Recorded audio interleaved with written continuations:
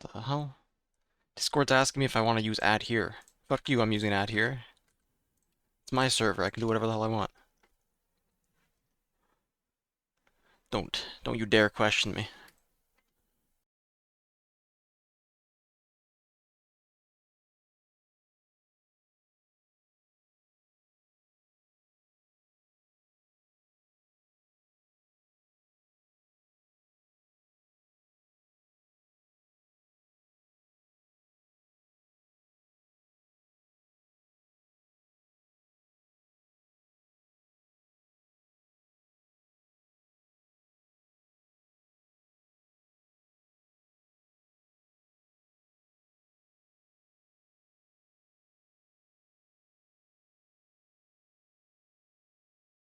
Alright, I got my notebook. I guess we got a little bit of time. I'm trying to work on the guide, but I did say I'd stream today, so gotta dedicate some time to that. Guide is in progress. Currently finished 2 of the matchups out of, I think, like 8. So nearly done. Nearly done. Getting there. What we got? Got a notebook full of notes. Well, not really. Got a score tracking book that also could have had notes. A codex journal, as it's called, that at least has score and information from the matches. So yeah, I'm back. Only for a few days. I am leaving again on the 20th, going on like a family vacation thing that my dad organized. Um, and I need to finish this guide before I leave. At least the important parts, we can release it. Because, yeah, that needs to happen. Okay, but can talk about the tournaments. So, went to Houston, met Randy and Alan. They were really cool. Um, really cool to meet them in person, especially Alan, since I mean, we never even talked online, but at least like I knew of him, saw him play in LOR, and he was a really good player there, and he's a really good player in this game as well. So it was cool. On Friday there was a like pre-regional qualifier tournament. I went 4-2 in that. Trying to remember, I remember one of my losses was to a misplay. It was a really stupid misplay where my opponent played a Watcher and then attacked my battlefield that had 2 1-might units with Kaisa. I flipped Tide Turner and then switched it with my Sprite Mother thinking that I would win that combat because Sprite Mother would still be a 3, but that doesn't make any sense. If I flipped the Tide Turner and declined the switch, the Kaisa would have traded and I would have won the game easily. So yeah, that was really bad to throw that game. And then I think round... Where else did I lose? Oh yeah, I lost this. I also did not write down. This was against a Kaisa. It was against 10k turnips, actually. But yeah, Kaisa matchup sucks a lot. But yeah. All of my losses, my only losses in tournaments with this deck have been against Kaisa and Annie. Those are the only ones. And the Annie matchup, those losses, I think I was not playing correctly. I just did not get to practice that matchup very much, and I missed out on an opportunity to before going because I was busy with coaching. But now I learned. Okay, on to the Houston main event. If you watched it, round 2, which was the first round I played because I had a round 1 bye, was played on stream. There was an issue with the pairings where every single player that had a bye round 1 was paired against each other in round 2, and a lot of them were paired against each other in later rounds as well. Some kind of an issue with how buys input for the score result, something like that. I don't know exactly, but that's pretty bad. But yeah, round 2, play against the Kaisa on stream. Game 1, he is just on a completely disgusting draw. He draws 3 Hextech Rays, multiple Falling Stars, and I basically never get to touch a battlefield. I end the game with 2 points, and then when I play Mundo, he has... I think he Acathian Rain Falling Starred him to kill him. So yeah, that was terrible. Game 2, looking like a great draw. I have 2-drop into 2-drop plus double hidden card, and then Ember Monk in hand, and then he goes Red Seal Darius and sends the Darius into my battlefield. And my battlefield has a 2-drop, a hidden Teemo that he knows is Teemo, and another hidden card. So he basically coin flips the entire game on that attack. My hidden card was Consult the Past. Half the time it's going to be Consult the Past because I do want to hide that first, but the other half of the time it's not Consult the Past because it's only a 50% chance to draw it. I should actually pull up the odds calculator. 1 second. So yeah, if we have a 39 card deck, we have a 8 card sample size, and we have 3 successes, 50% chance to find Consult the Past. And that's assuming that I mulligan 2 cards, specifically to try to find Consult the Past. And yeah, so you know, if I mulligan 0 cards, I'm on a 40% chance. So yeah, that play was very illegal. I asked him afterwards why he made that play. There's a correct answer to that question, which is if he understands the matchup, then it's very possible, depending on his hand, his best play is to coin flip the game there. Because otherwise, if I get an Ember Monk set up, then he can't win anymore. But his answer was that he was just playing for the 2-for-1, and that even if I flip a Sprite or a Tide Turner or something else, then he just gets the 2-for-1, and it seemed like good value. So that was not the correct answer.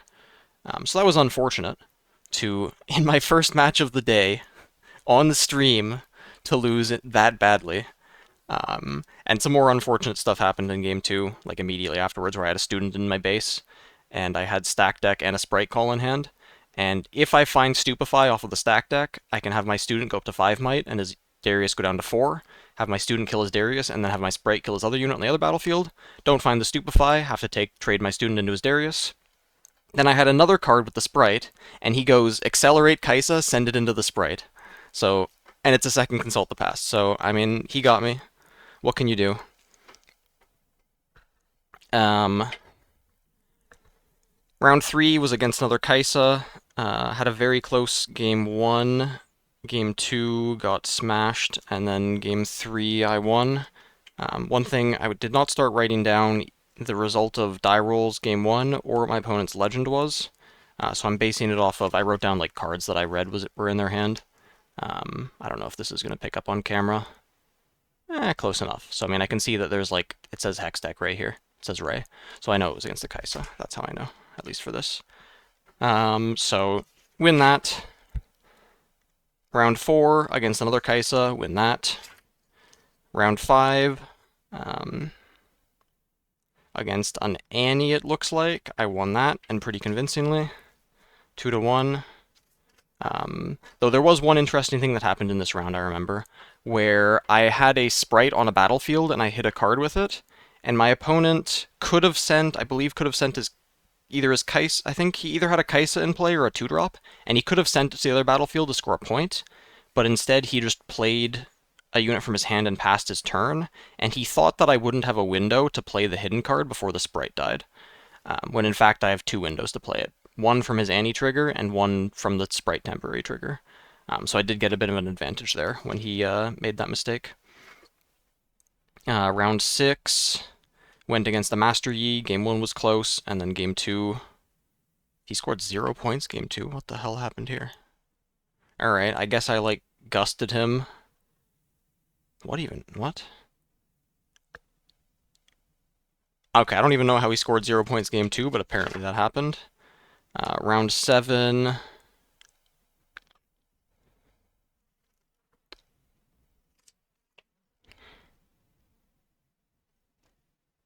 Mist Sentry, Merchant, Runes, Stupefy. Wait. Merchant Reaver's play. Oh, yes. So this was against another Kaisa. I made a pretty good play here, where the setup was I had a Traveling Merchant in my base, and I believe my hand was Dr. Mundo plus Stupefy.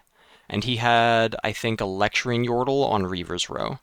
And I was trying to figure out how I could get my Merchant to attack in and hold up the Stupefy if he didn't retreat.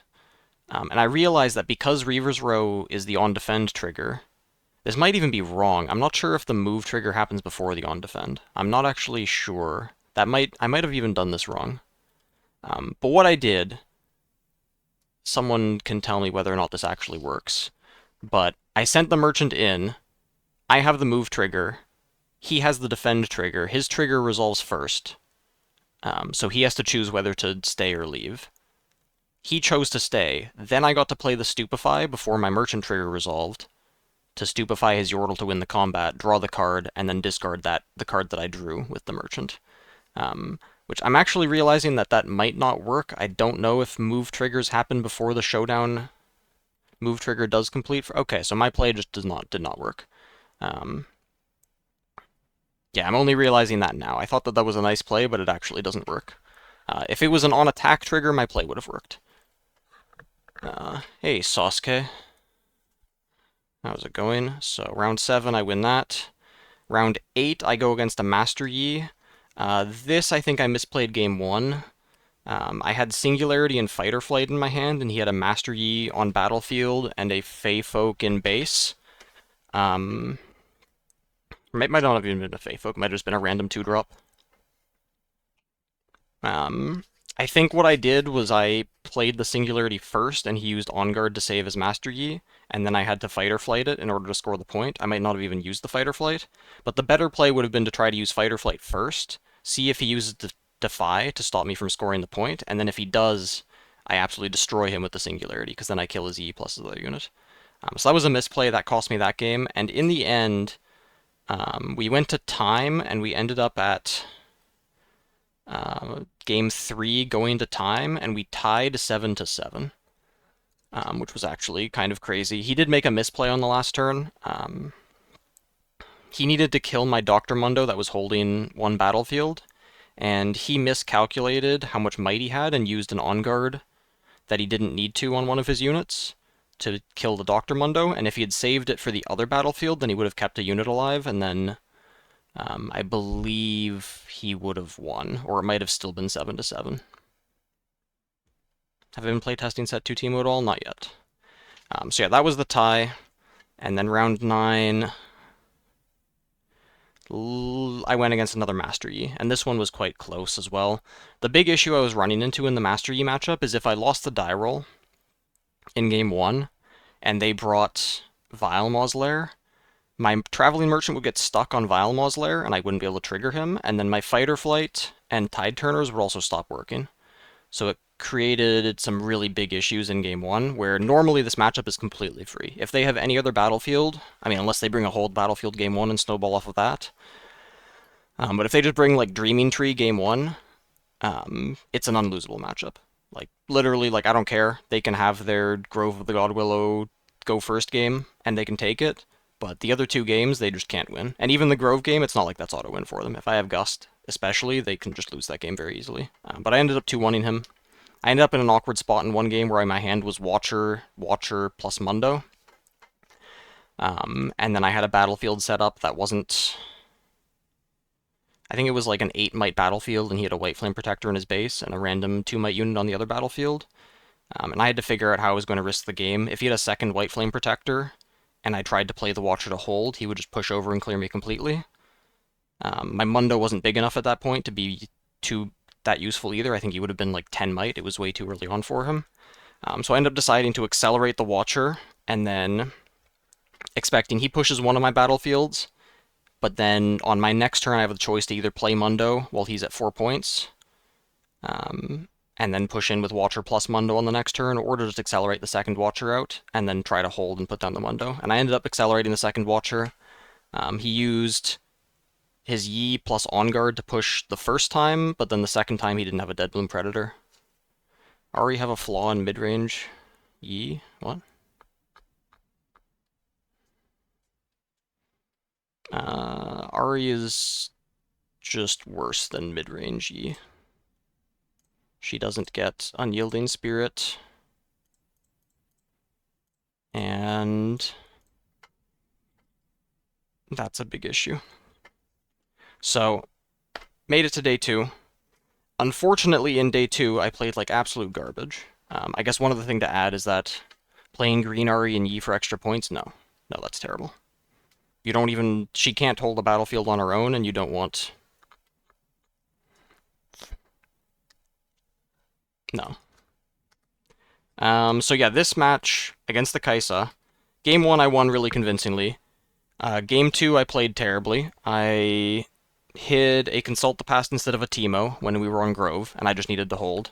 Then I didn't attack into the Grove and just went to the other battlefield because I was too scared of Hextech Ray.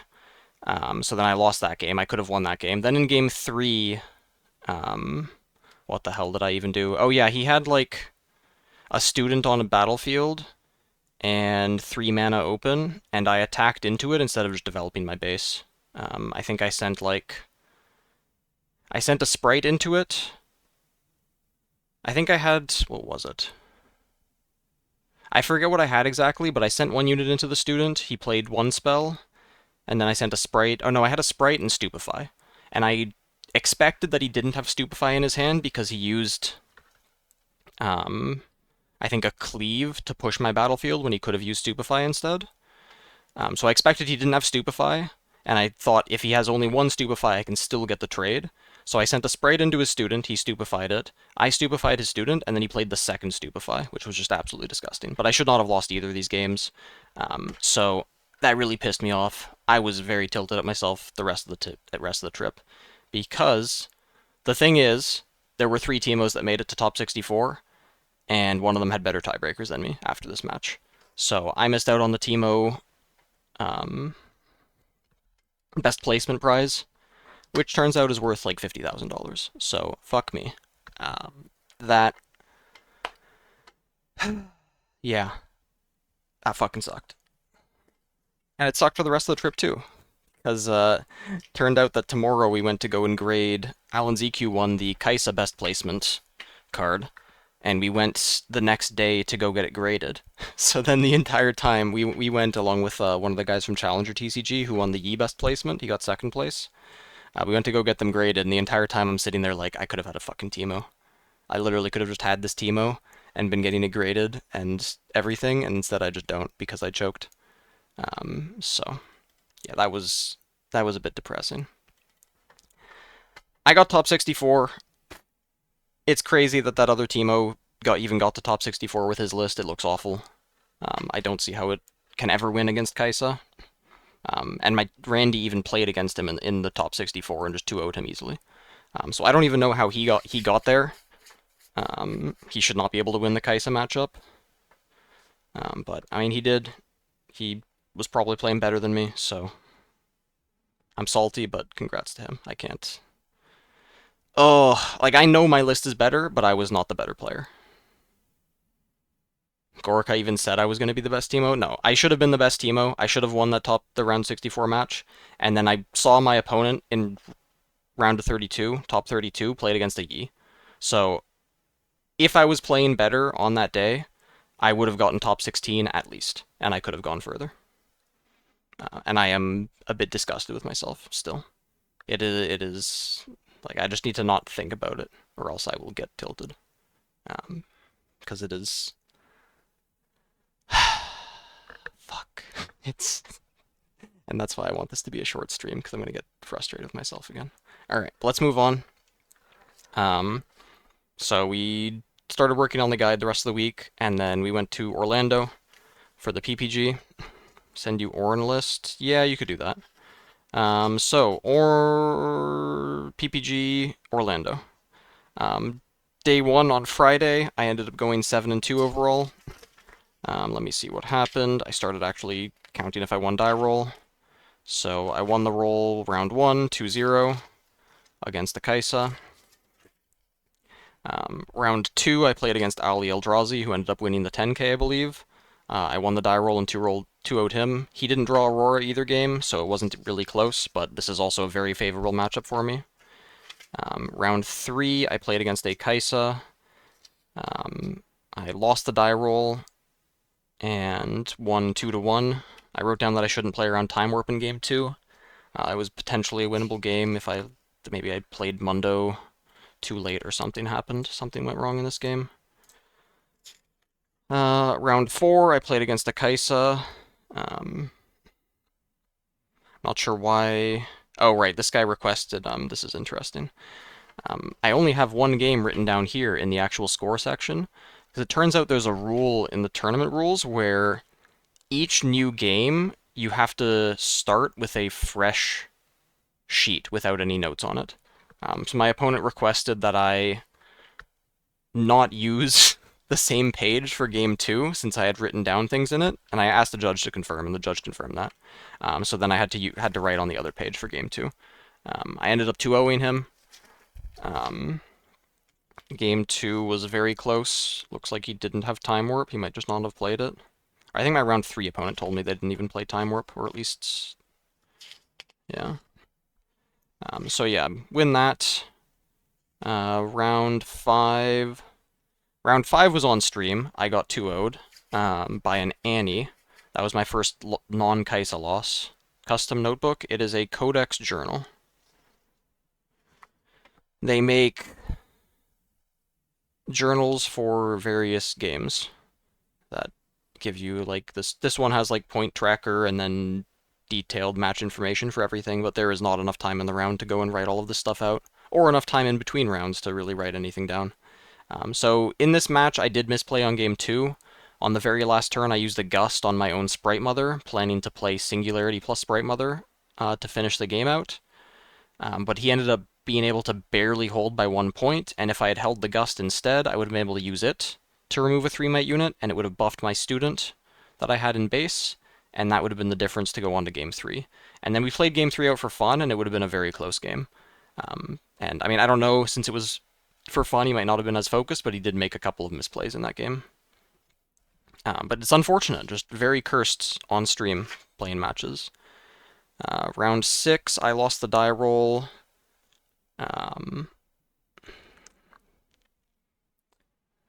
No, discard Blade. Blade? Blade. Oh, this was a Darius. Yeah, this was a Darius 2-0'd. Round 7, I played against an Annie, and this was Presto playing Annie. I lost this. I think I did misplay this as well. I definitely learned from these Annie matchups for what I need to do. I think I was an issue I was running into is I would have a hand that basically my only play for the turn was to make a sprite, but I would still to attack like their 2-mite unit that was on a battlefield. But I would still always start by sending my 2-mite unit in to offer the trade first, and that's really wrong. My idea was that the Annie, since they have 2 mana to spend, they're going to play Fight or Flight or Flash if it's available. And if they do either of those, the sprite gets more value, or it doesn't need to be played at all. But in reality, the Annie's not going to use those spells to protect a random 2-mite unit that they don't need, so it's always better to start with the sprite in case they don't have those spells, or to force them to use it first. Because the issue was, I think I sent in a 2-mite unit, offered the trade, he just said okay, took the trade, and then I still had to play the sprite and have it hold the battlefield, so it was suboptimal. So then I end up at X and 2. Round 8, I win against the Kaisa, 2-0, I win the die roll. And then round 9, I play against the Victor, lose the die roll, 2-0 him. Unfortunately, you can have notes from outside the match. Can't have notes from outside the match, can from different games without the match. Alright, let's check.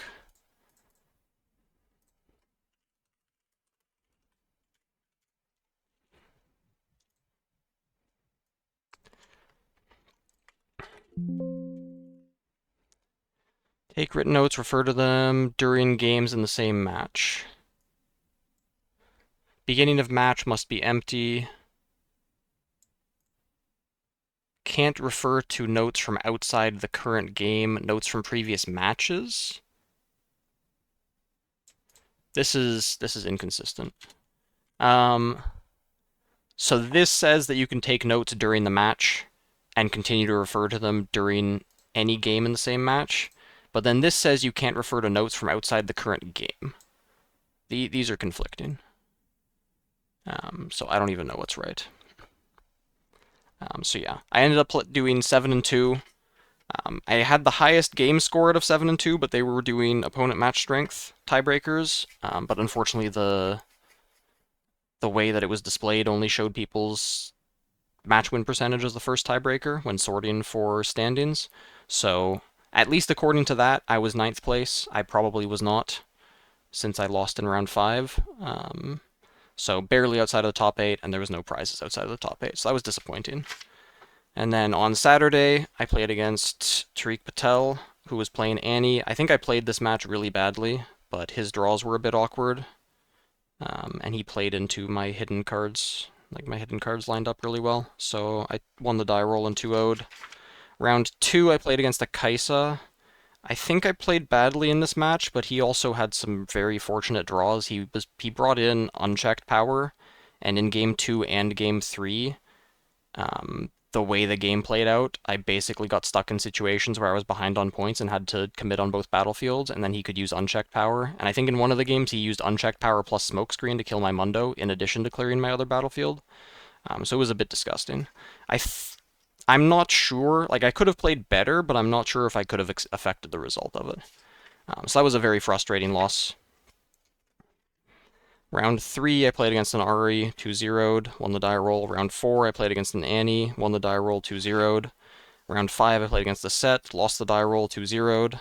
I think I had game 2, he brought Grove, and I had Gust for his 2-drop, and then just sat on the Grove the entire game, and it was very difficult to lose game.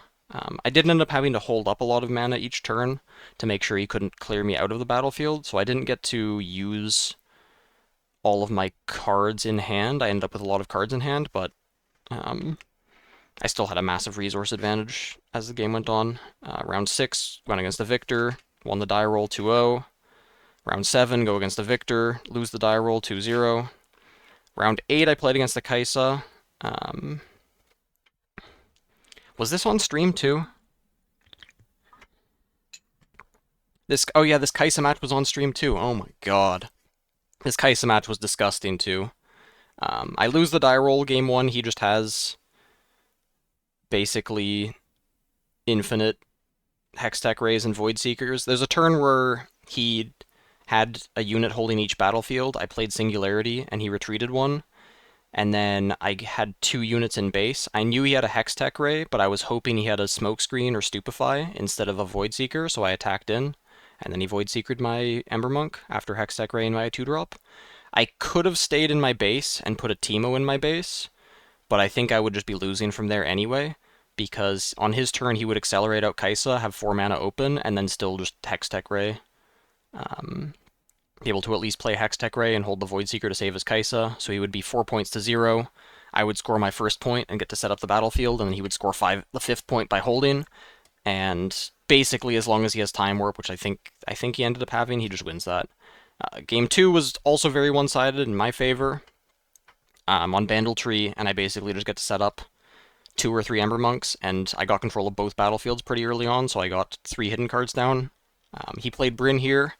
I flipped all 3 of my hidden cards. All my Ember Monks go to 10 might, and then he passes his turn. And then I hide 3 new cards, pick up Teemo, hide one of them as one of the hidden cards.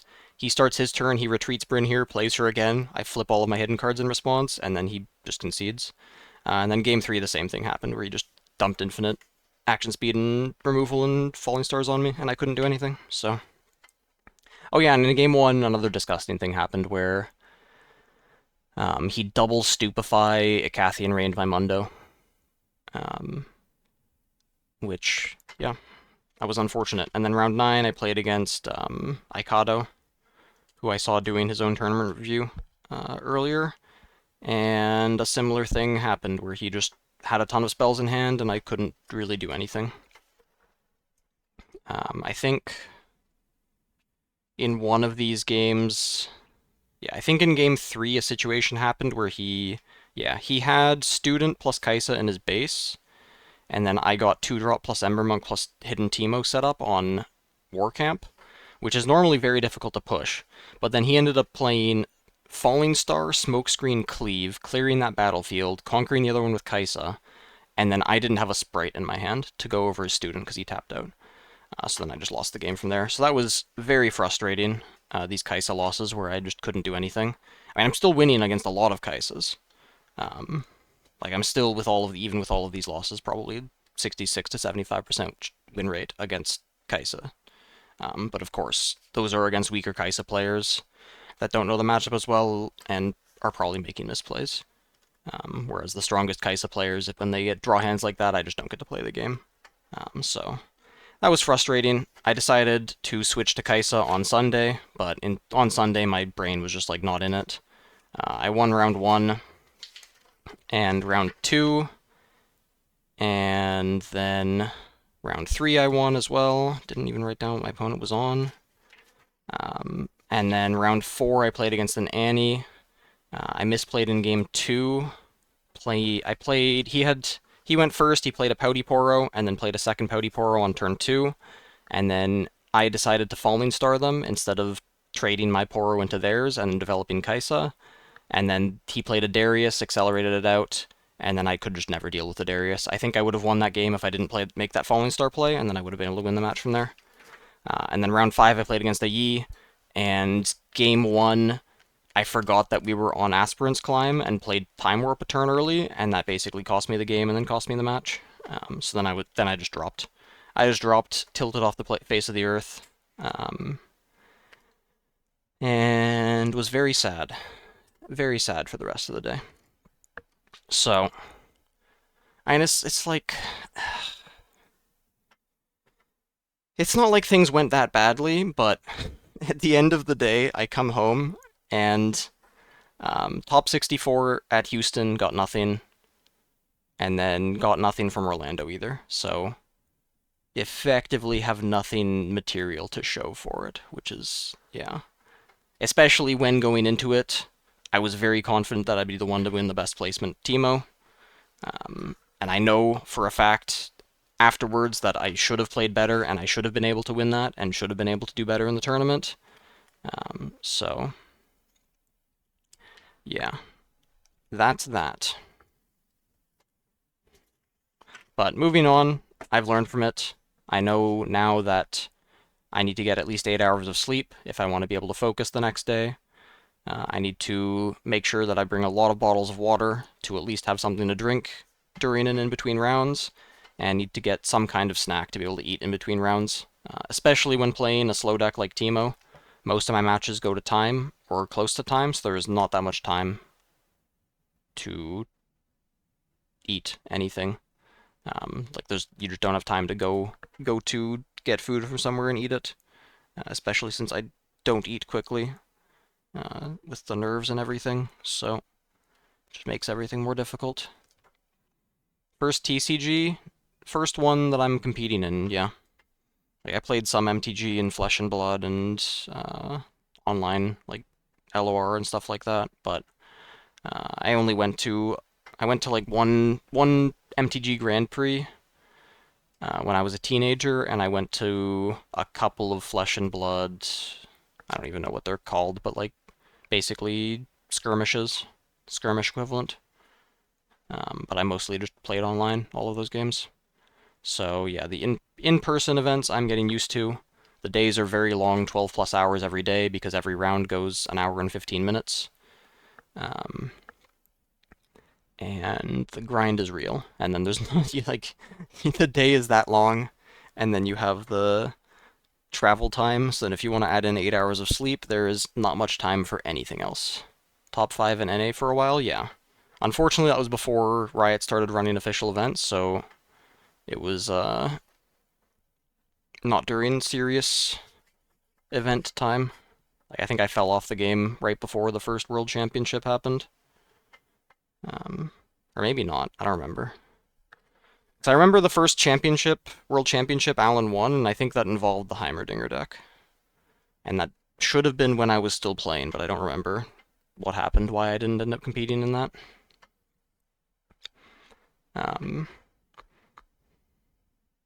He won like 25K, but he gets to say he's a world champion. That's still worth something. Like, what have I got to say? I mean, I guess I was like, that is the crazy thing, is I was a pretty big streamer back in LOR, and I didn't do anything with it.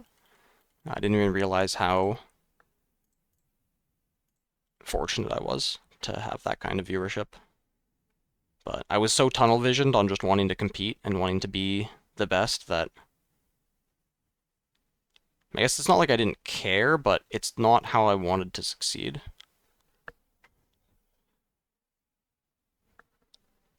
But I mean, I think like it's a similar thing even here, where I still have a lot of that attitude and a lot of that drive, and I think that people do enjoy watching that kind of person, since they also like it here. shirtless Prismat days. I could take off my shirt. One sec.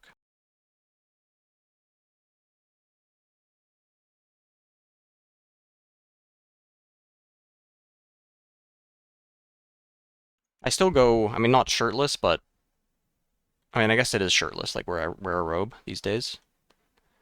It still happens sometimes. But yeah, it is hot in here, so it works. It's a win-win. Stream gets me shirtless, and I get to cool off a bit.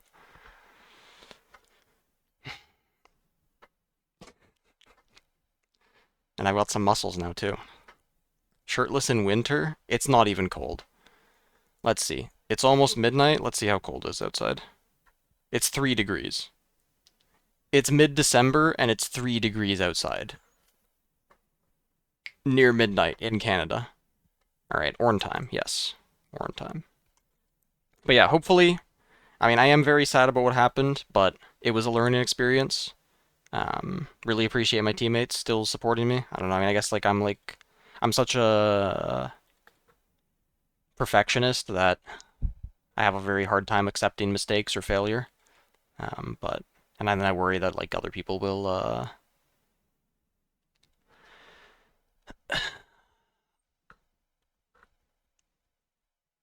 act the same way towards me the way that I treat myself, I guess. Practice routine.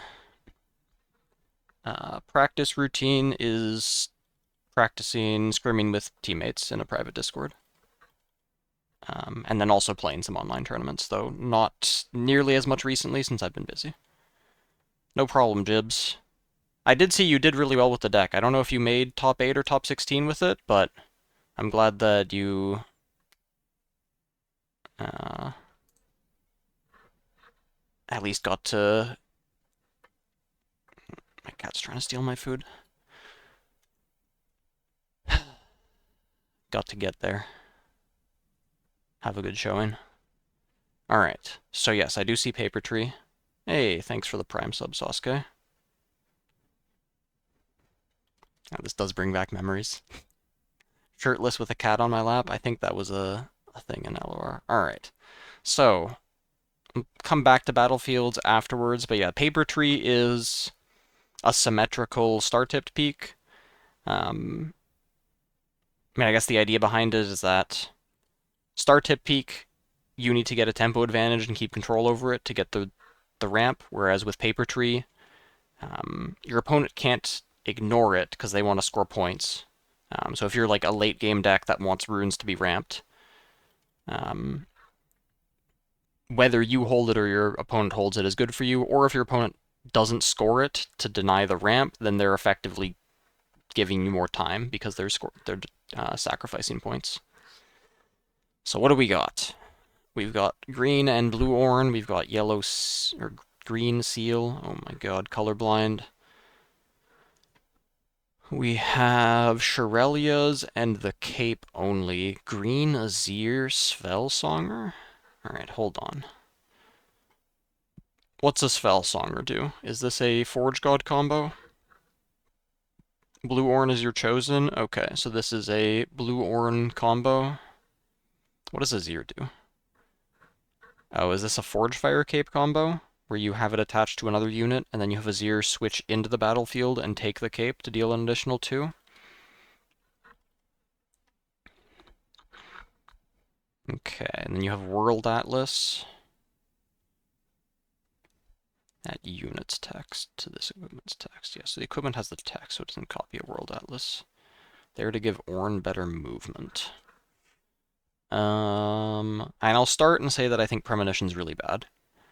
If you want card draw with a power cost, I think you always are better off playing Consult the Past instead.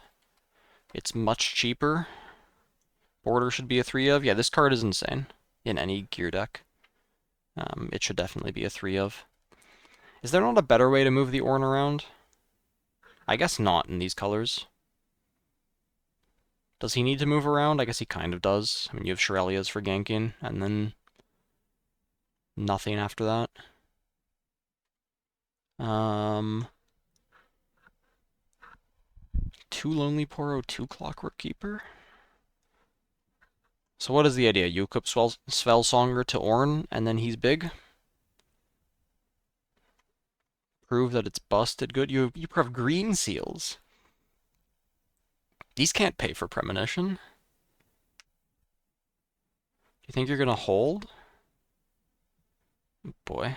You wanna make a bet? One of us has to gift 5 subs?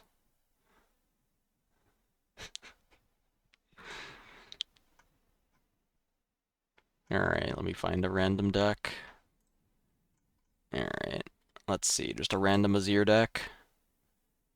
Sure. Oh, I don't even like this Aphelios guy. Oh, it's such a random Azir deck. It's fine, it's got Hidden Blades. That's all I need.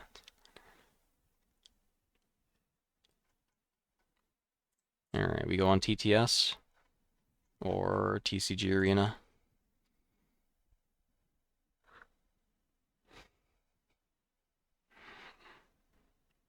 I mean, this isn't even a purple deck. A purple deck will just rebuke your Ornn, and there's nothing you can do about it. TCG Arena, alright.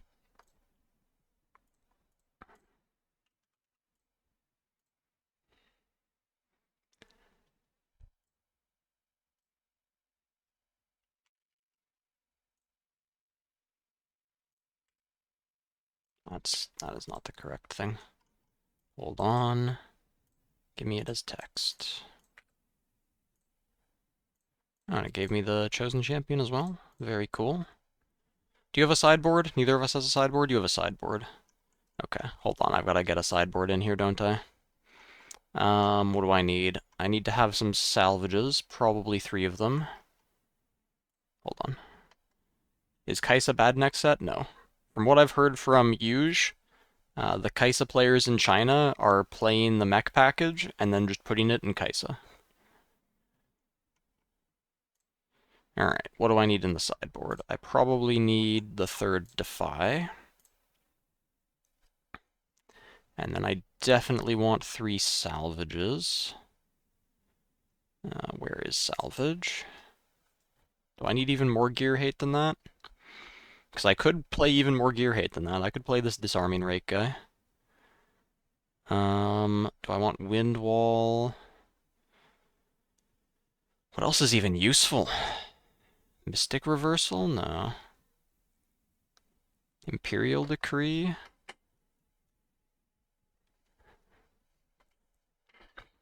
I mean, honestly, let's just do 3 salvages in the Defy. I don't need more sideboard cards than that.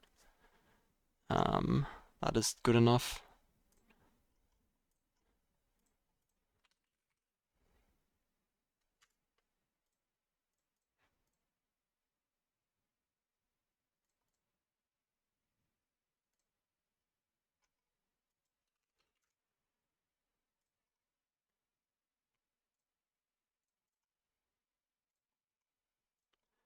Okay. Alright.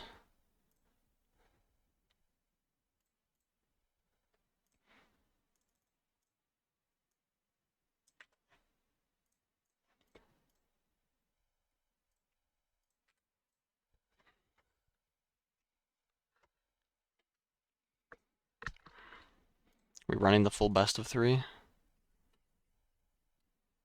Ezreal to be good. Ezreal draws a lot of cards. Mulligan? What is this?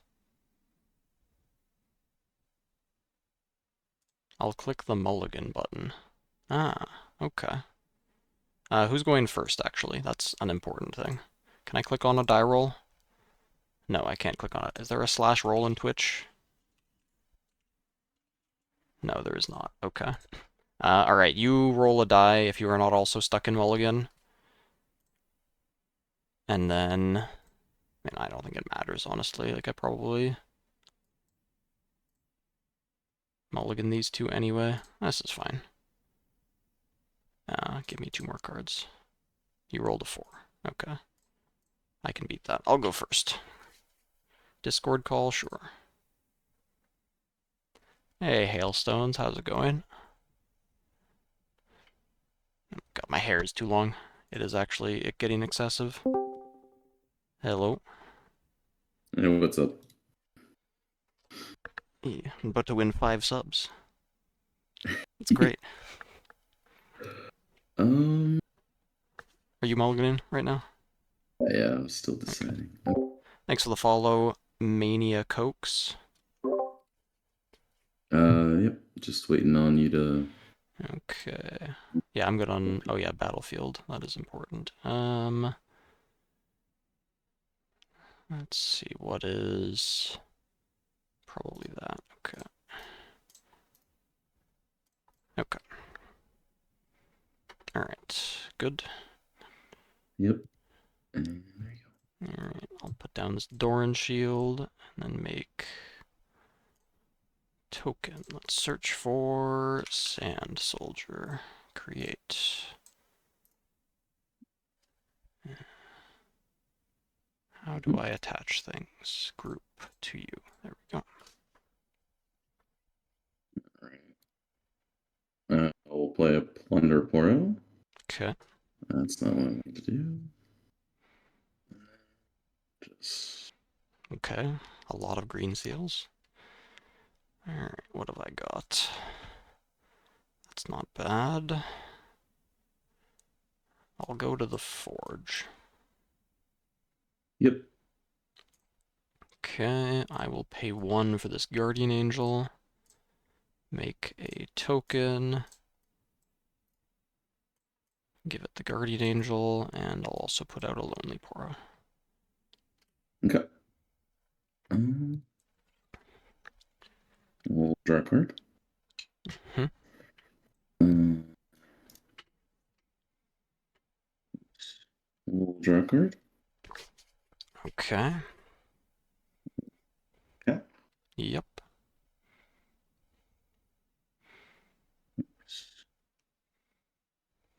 All right. Okay, point for holding. You could have on guard. That's annoying. Are you playing with open deck list? Am I allowed to know you don't have on guard? You're allowed to know I don't have on guard. Okay, let's just double check. Yeah, there's no on guard in here. I guess even if you did have it, it would be a one of. There's no way it's more than a one of. I think it's a waste of a slot. Yeah, that's not amazing. Alright, I'll send this Sand Soldier in here. Okay, he did. Alright, 3. I will pay 3 mana for a BF sword. Get out another token. Put him in my base, I guess. And I'll put this Lonely Poro by himself because I want cards. And I'll Okey-dokey. pass. Um, I guess your Ornn is a 9 at this point. That's not bad. yeah, just play him anyways. Okay, go to 5. We both ramp. Yeah, I fell out in round 1 of day 2. Unfortunately, hailstones.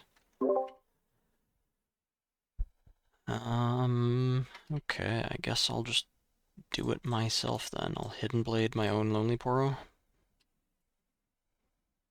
Uh, yeah. Alright, draw 3.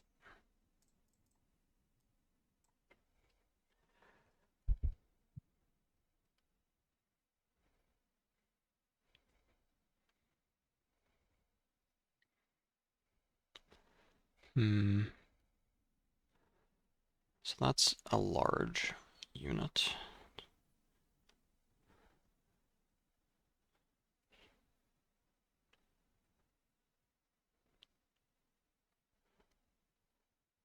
Hmm.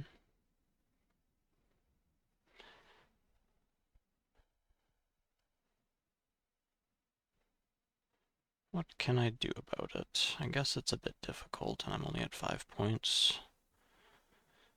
Let's pull out. Drop a Lonely Poro. Drop an Eye of the Herald. Make another guy and give him the Eye. And then pass. Um, we'll send in the portal. Mm-hmm. Get a point. You get a gold token, and he gets bigger. 1, 2, 3, 4, 5. We'll play Orin. 2, 3, 4. Deal the hand. Random.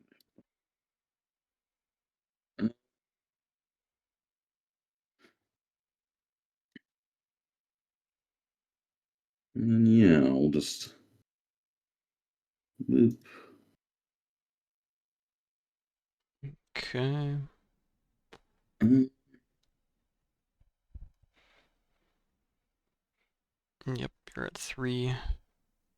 Actually, I get 1 more mana because of the Orin Yeah. Forge. So,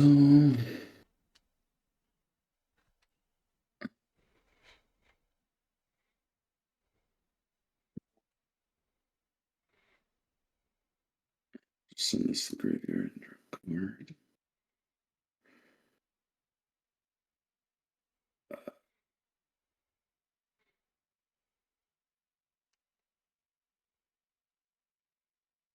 Sure. We'll charm this guy. So your Ornn is +7, so he's 11 total. Sure, he's dead.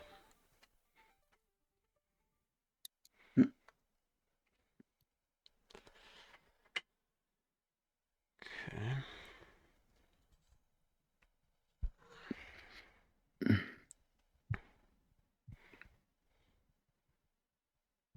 That's actually funny. This is the Okay, weakest Orin I've ever had, dude. I've what? only How seen much do you one normally opponent, get? and I I have guess like you would have 20 of the... them.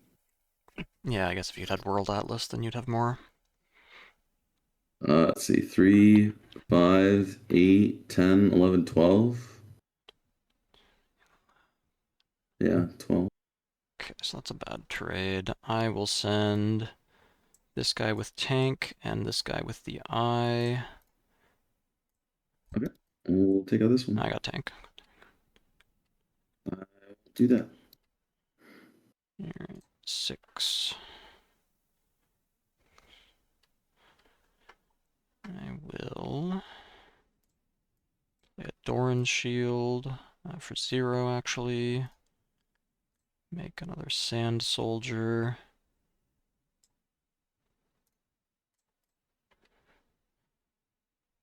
Mm.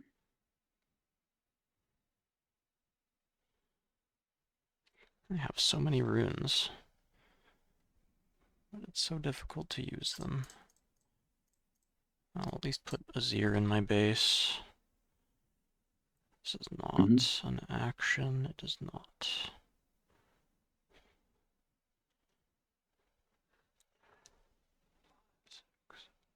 Got 11 total. So I will hide a card here. What hidden cards do you have? I assume it's Hidden Blade? Hidden Blade and Guards, I think, are Oh, the okay. 2. Yeah. Alright, and I don't need to equip this Doran Shield right now. So that's fine. Okay. Let's You get get a to... point, and then we each get Paper Tree triggers, so you get 1. Oh, it's mandatory. Oh wait, I think that actually... Were you at 10 runes on your turn? It was. So that actually means, because the hold is before you channel, one of those runes gets channeled exhausted. Thought it... Oh, right. Yeah, ABC. Yeah, Yeah. Battlefield. That's a thing with Star Tip Peak where it's a you may. So it can't happen with that, but with this it actually does. Okay. Yeah, we'll just eat a Poros next to draw a card. There we go. And we'll get a World Atlas. Okay.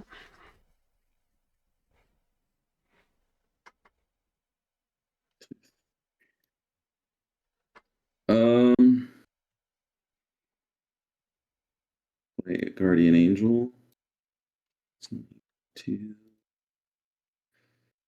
Um,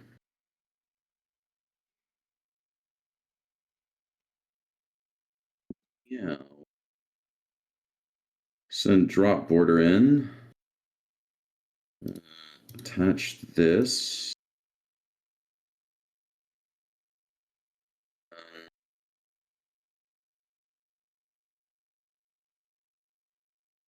Yeah, come in at so for 6. Hmm. Right now, that kills more than I like. I'll try to discipline my guy with tank.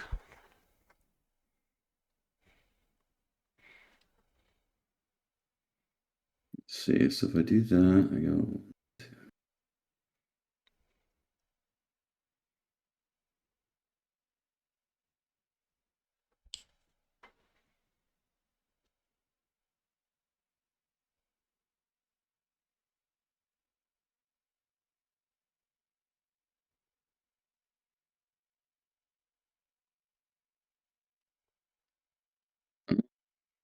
Yeah, I'll deny the draw.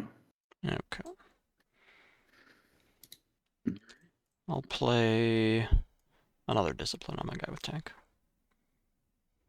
Okay.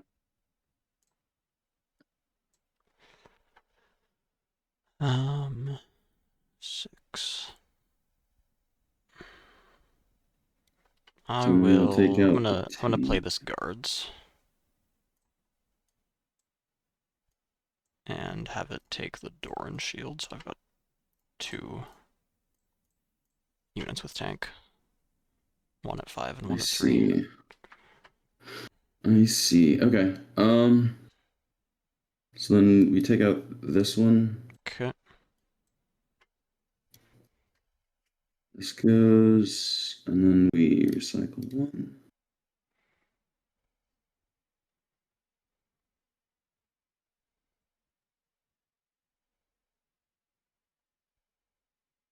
That's 8 total. Take out. Actually, no, we take out these 3, right? Yeah, probably.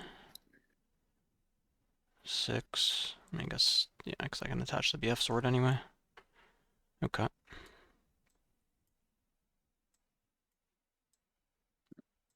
This goes.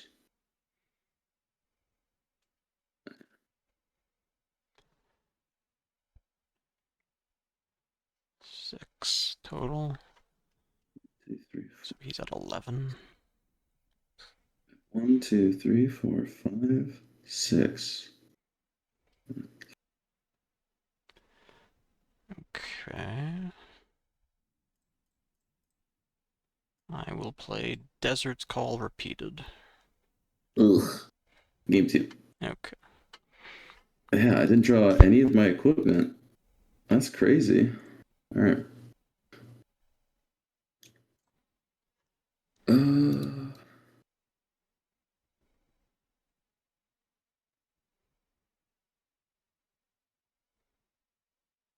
see.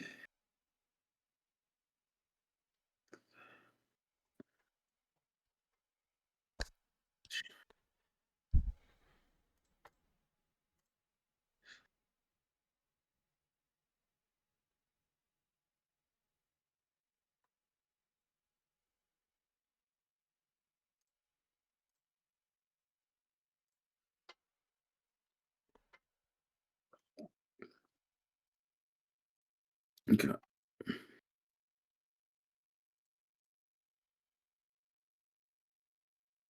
Oh, you have 40 cards in your deck also. Oh, whoops. Okay, I have to.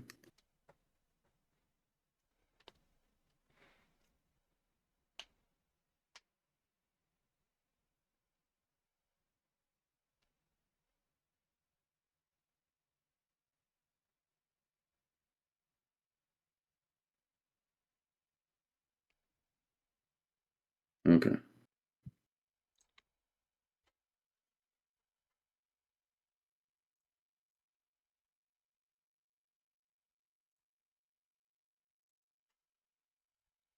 mulligan 2. I did one. Okay. Yep. You have the turn, so you gotta Oh pass yeah, it I to gotta me. pass it. Not used to this website. Do this.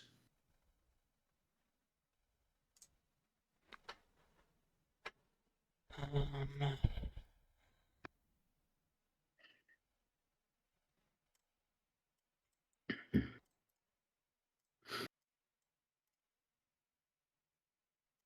Mhm.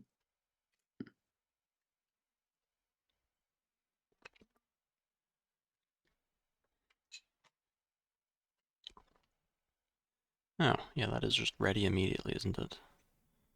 Yep, that's a 5.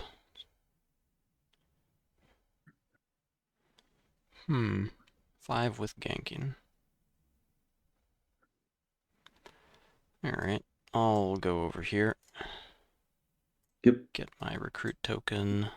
Oh wait, I need to do this in the proper order. I need to play this Guardian Angel and then make a token first so that I can ready my legend after conquering.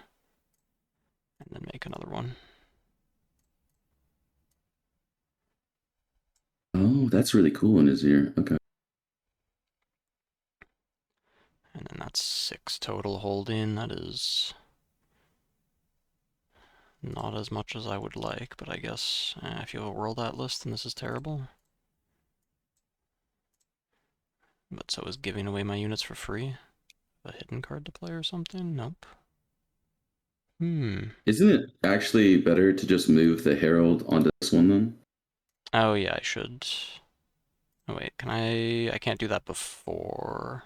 Oh no, yep. No, the No, second this one. Herald. Oh Like yeah. the Yeah, second one that this expanded. should just be this then if I'm not gonna try to hold. Others it should be this regardless. And then I could still try to hold with the Guardian Angel one. I have 5 currently. Forcing you to play the World Atlas means you don't do very much with the rest of your turn, at least. And it only costs me a Guardian Angel. Sure. Mm, okay. I guess you have accelerate here, so you can always move all your boys. Oh, I can only play the Sand Soldier to my base, actually. Nope, doesn't even work. Okay. Huh, that's good to know. I hold. Oh yeah, I need my point. But yeah, that does mean my Sand Soldier and Recruit are dead. But I made an extra one, so I guess it's fine.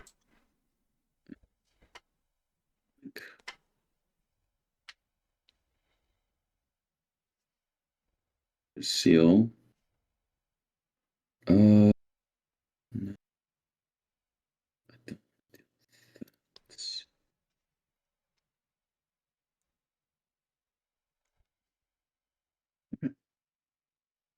Okay. So that is 5 on the drop order. That's beatable. I'll put a Sterix gauge onto this guy to make him go to 6. And then I will create... then I will not create a token yet. Then I'll send this Sand Soldier here. Mm-hmm. Get a recruit and conquer. Then I'll make another Sand Soldier. Give him the eye. Then I'll attack here for 6.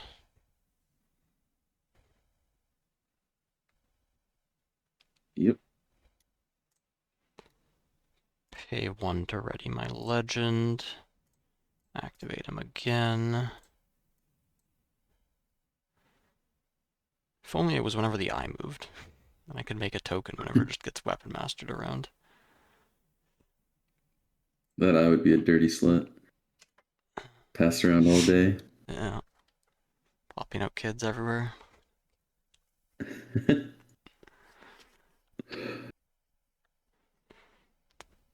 Group.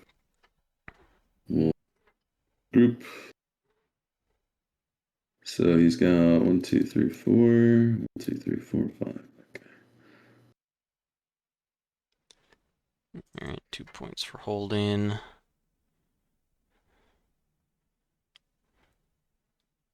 Do this now.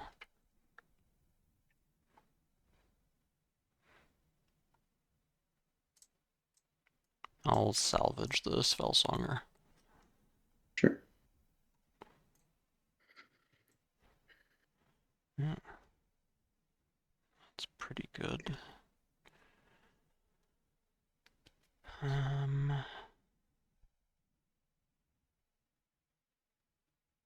So he's at 8 now. That's still too big. Alright. We have BF Sword. Pull everybody out.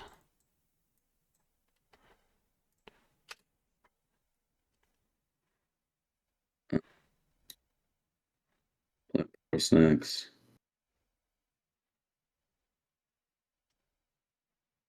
Clockwork Keeper. I guess this is a decent time for a premonition. Haven't drawn one of Love to those have yet. that. That'd be really good.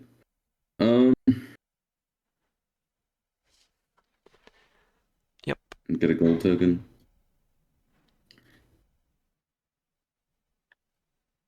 Uh,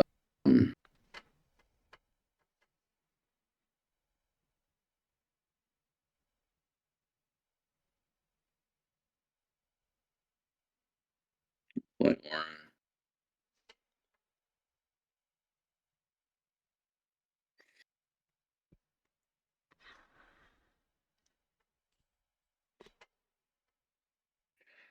we'll play Hmm. Leporo. 2, 3, 4, 5. Okay. That's a good draw.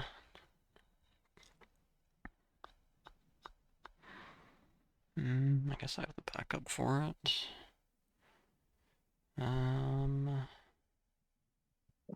Do I want to ready my legend this turn? Put stuff in base, which isn't that useful. Doesn't seem worth it. Oh, this just plays them wherever I want. That's crazy.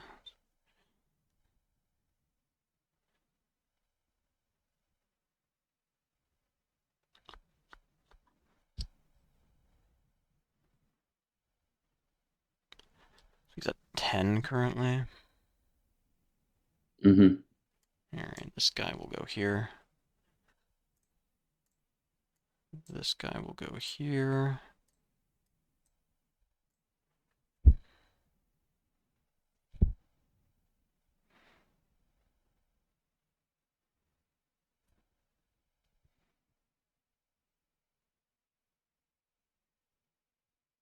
Mm-hmm.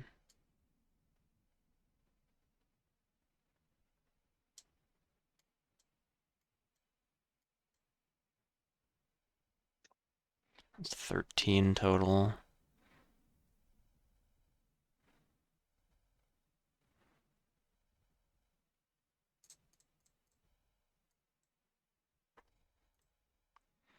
And we'll set up the backup plan. Okay. So 1, 2, 3, 4. And then these two. We'll group it with the Laurelin Poro. This gets one bigger. We'll just kill your whole field.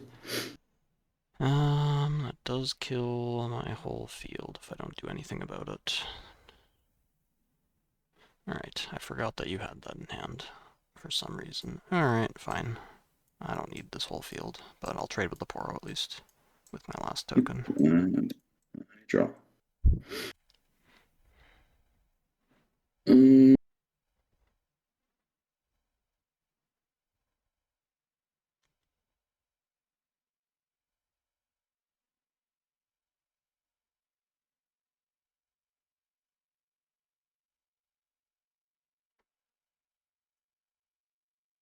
2, 3.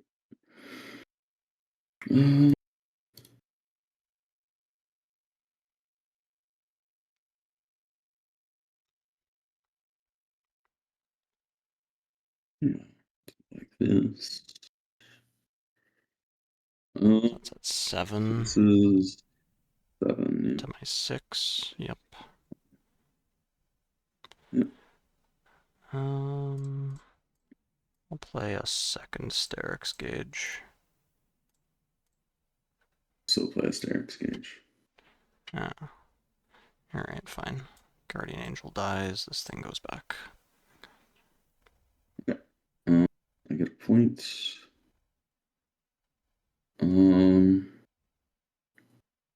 I guess we'll go here. Yep. This point.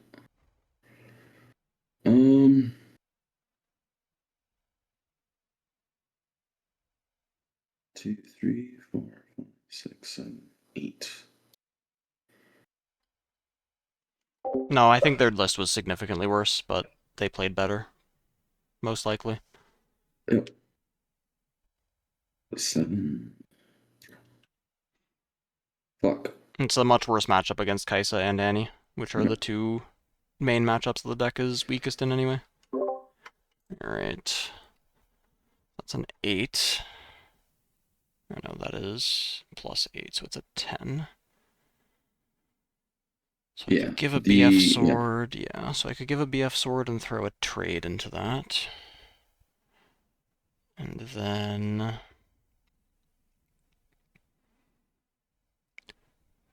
2, 3, 7, so he's plus 8, he's at 12, so that's a 17-point hold total.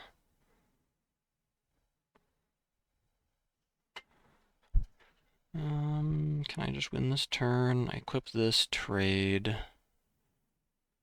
Play this. Send 1 here, make a token. And then I have 8, 12, 21, 22, 23, 24, 25. So yeah, okay, I'll float 1 mana, equip the BF sword with this guy. Put him up to 11. Go here and trade. 3, 6, 9, 11, yeah.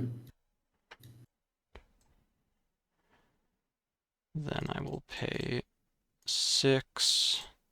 Play Arise. 2, 3, 4. Oh no. Yep. Oops, I did not mean to clear my list, so No. yeah, that does not stop me. And then yeah, 2 of them come in ready. Alright, I owe you 5 subs. Alright. Let's try it again. Try again, same matchup. Running it back. Double or nothing. Running it back, dude. The salty run back. Let's okay. go. Yeah, no, it just really wasn't a good showing overall. I feel like I didn't get to really. Oh my god, dude. Oh, or who's going first? The dice will decide. Okay, you're going first.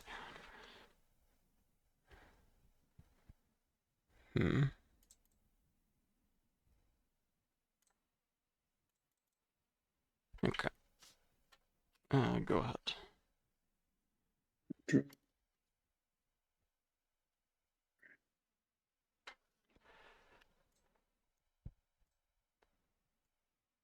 Eyeball.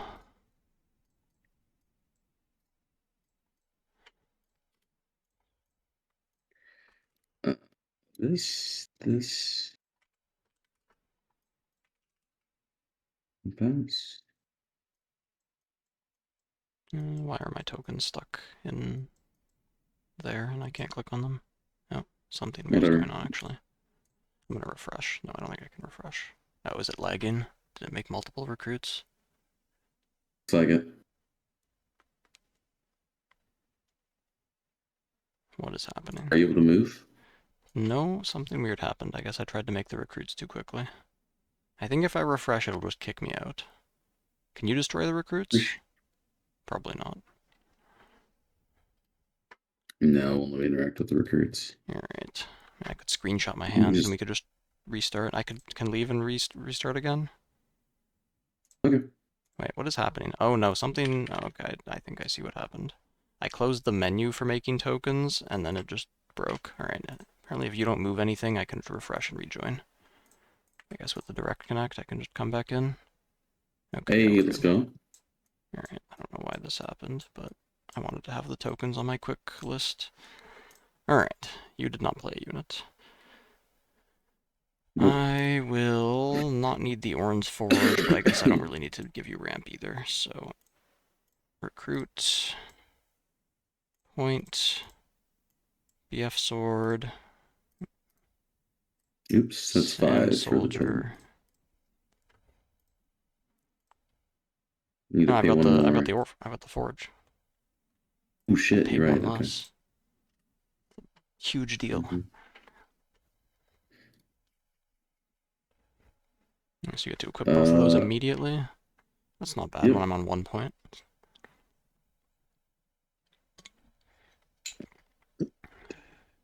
3, 2, 3. Okay. That is a 10. That's pretty big.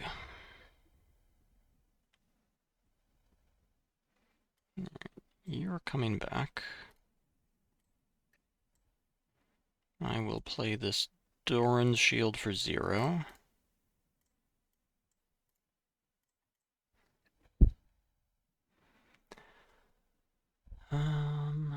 Can I even try to hold against this enormous thing? Probably not, but it also has a guardian angel, so I need to kill it twice.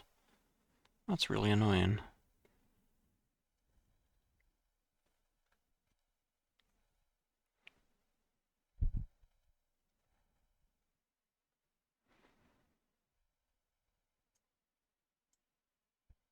I guess I'm not really losing the BF sword, I'm only losing the token, and I do need the points. Sure. I'm the aggro deck.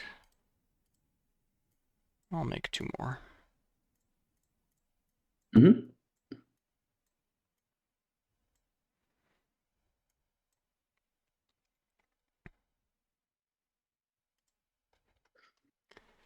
Okay.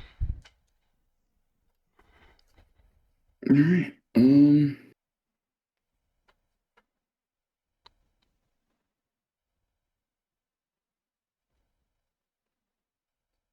We'll float one. Sure. Mm,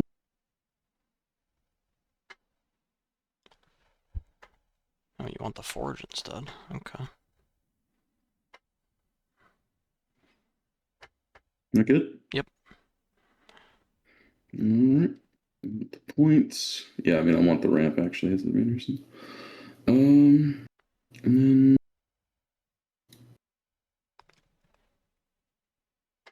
with the floating one. Boop. Okay. I'll try and remember this time if you take the cloak. Nope.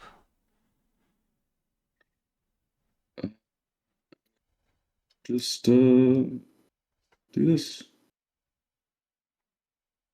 Now he has tank. And that costs 0.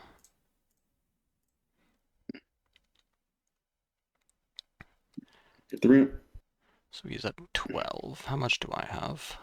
3, 4, 5, 8, 9, 10, 11, 12. Okay, so I could trade everything I have into a guardian angel. It's not a great deal.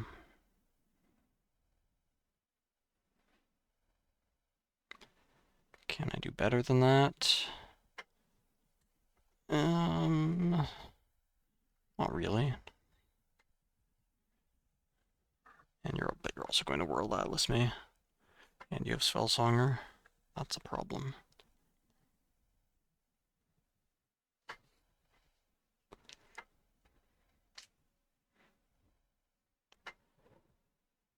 $17.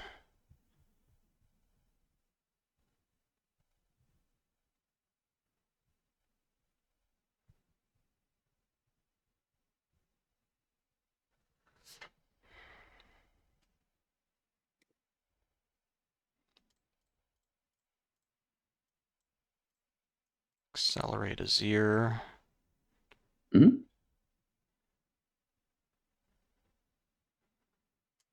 Alright, so I think I have to send... Well, I only need to send 18 total.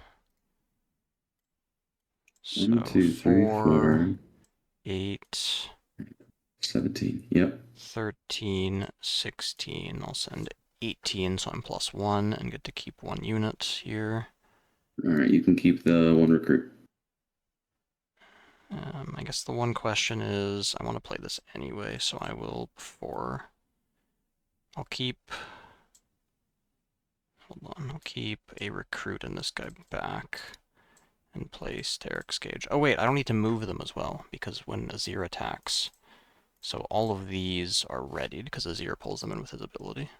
And then I'll put this Sterak's Gauge on him, so 6, 11, 15, 16, 18 total. Yeah, so I'll still keep the Okay. recruit. Everything else will die. I guess that doesn't really matter then, because it doesn't matter they're ready. Yep. And then he loses 2 stats. But this recruit's ready, so he'll come back to base. And then I will activate, make a Sand Soldier, and give it a BF Sword. Okay. Pass. Mm. Mm-hmm. Boop. Yep, that's pretty big.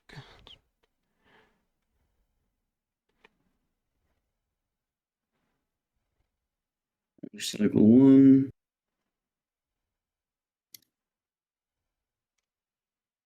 Sorry, we'll here. And then cycle 1. Yeah, yeah, that's annoying. Um, oops. 1, 2, 3, 4. So it's +9, so +14. He's at 18 total. And recycle 2 this turn. So it's at 9. This is 6. Okay, yeah. Alright. Did we play that one? 17.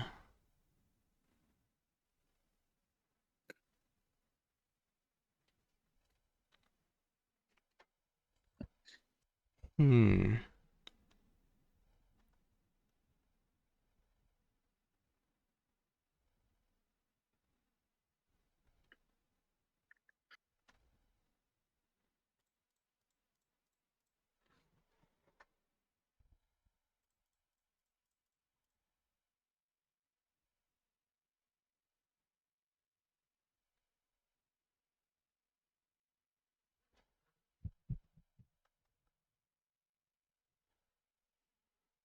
$18. Alright. Am I playing to hold 1? I probably am. So I need to do this properly then. I need this guy to go here first. Then I play this. Mm-hmm. So 2 of them are ready and go in my base. And I think I place 2 here. I give this guy this guy this. And I think I decline the other Weapon Master.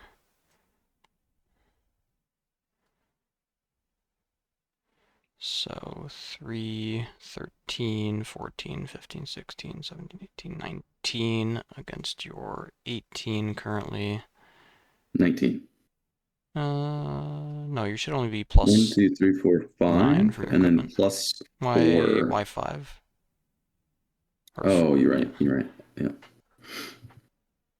No, it was plus 4 for my other equipment. Okay. So I do get an extra point of might out of this eye, so I will give it to someone. Doesn't really matter who, so in, in, create a recruit. So 3, 6, 5, so 3, 16. 8, I should have 20 total here. 13, 14, 15, 16, 17, 18, 19, 20. Yeah. Into my 18? Yep. So just this guy, just the sand soldier. Okay. 2. Go to 7.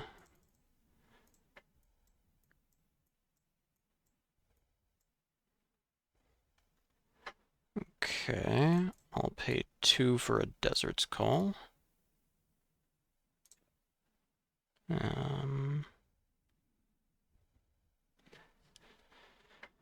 Hmm.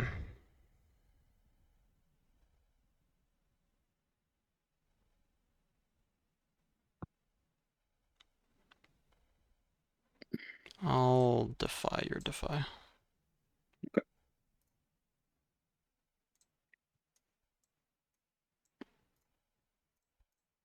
Give him this. Give you that. I do need to... Okay, the colors don't matter too much. Give you that. Hide a card here. And pass. Okay. If you've got a Shurelya's, then I don't think there's anything I could do about it. Yeah.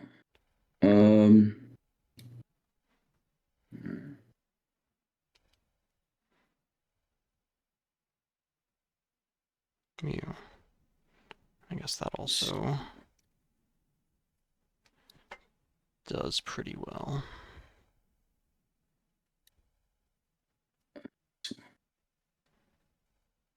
So we'll just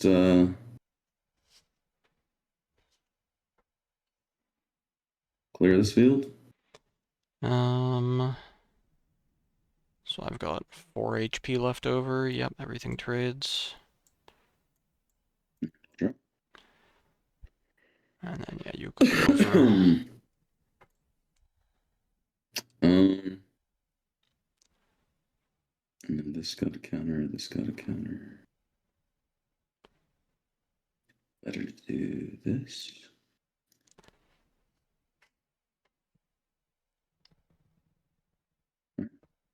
And then you just don't have enough It's runes to not a hidden interact blade, with me. unfortunately. Yeah.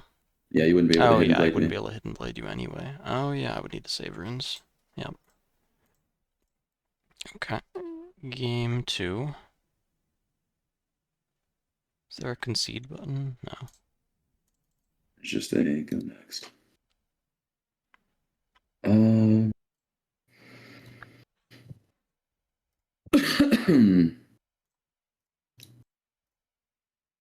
don't know that this is good into here.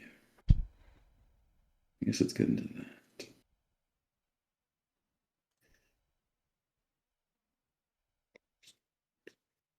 This hand's pretty great. I feel like I don't care about this one.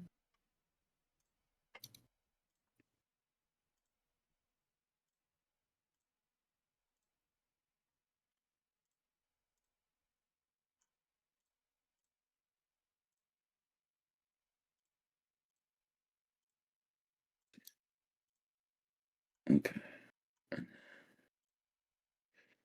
Oh, alright. Oh. Countered battlefields.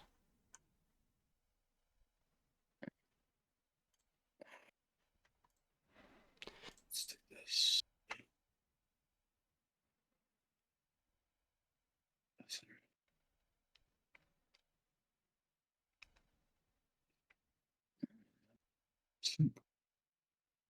Okay. Ready when you are.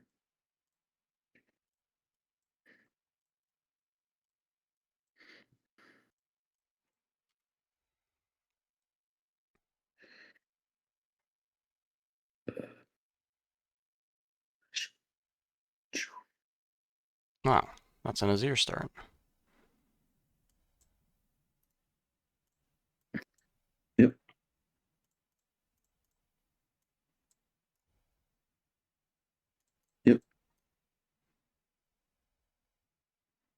I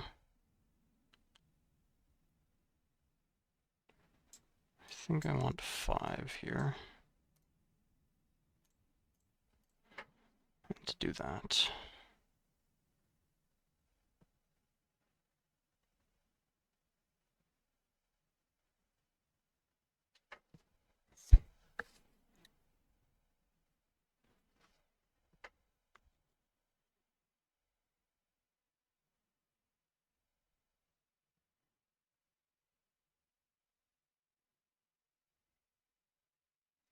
Guess now I'm stuck trading with this silly Poro, which isn't great.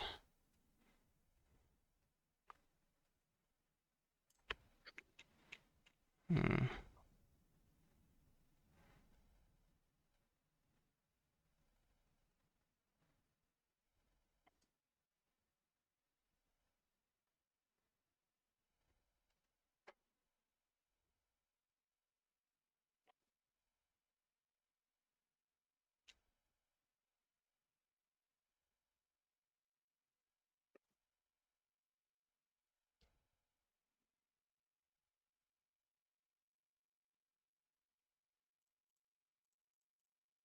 I'll accelerate out his ear.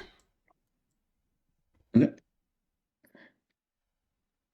Oh, just 4-3? Yep. Okay, Andrew. And then I will reinforce. Yep. With this, pull all of these guys out.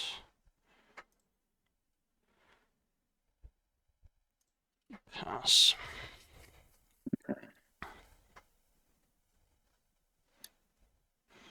That's good? Yep. Sweet.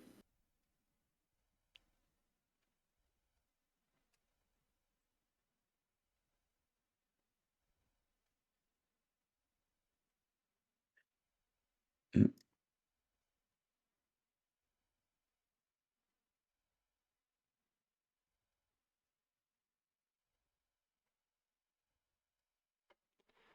That's fine.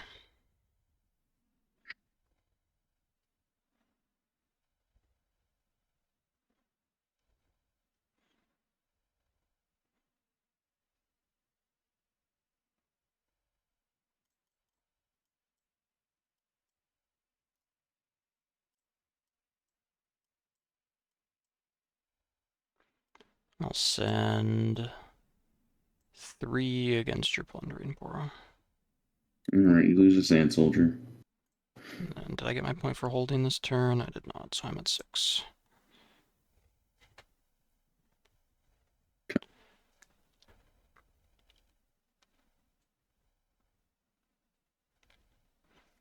Then I guess I will pass.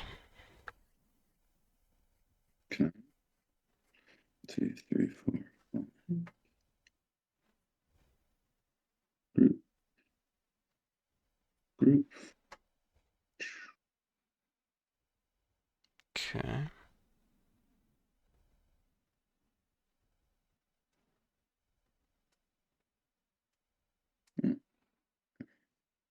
I will try to salvage your Guardian Angel.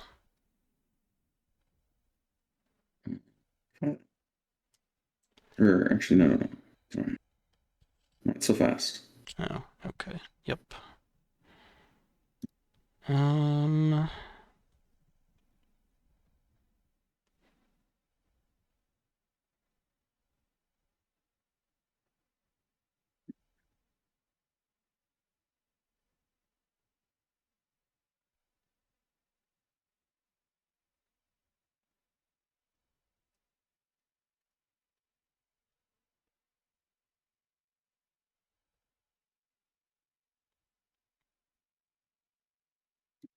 yeah, I'm thinking if I want to burn runes here.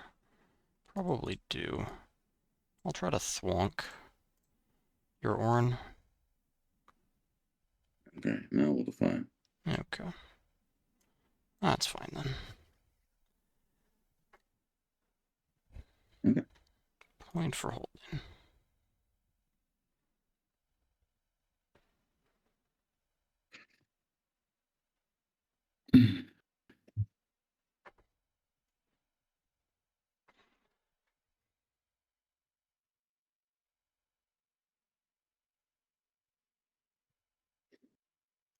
I will Hidden Blade my Lonely Poro.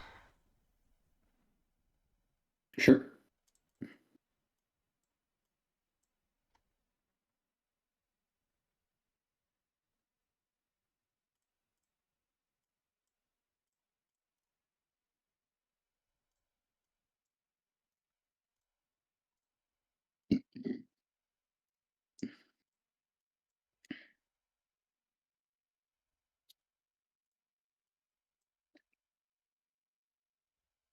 You already got the hold point for that one, right? Yeah, I did. Okay. Just wanted to get the move token. Now I'm thinking how much I need to stack in order to be safe. I probably just stack 6.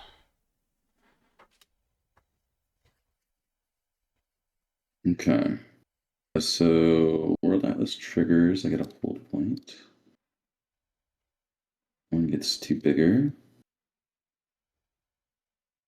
And then we do some zero shenanigans, I guess. Boop. Huh. Oh, and he can just do that whenever he wants. I see. Yep, that's a problem.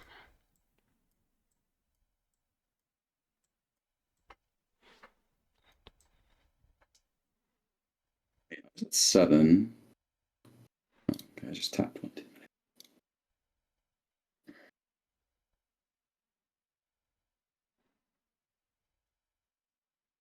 And then there's basically no way to stop this. That's a once per turn at least. But if I can't put together enough to beat this Orin that's holding on me, yeah, so I shouldn't even let you hold the last turn. I guess I needed to Hidden Blade your Orin. If I couldn't push him.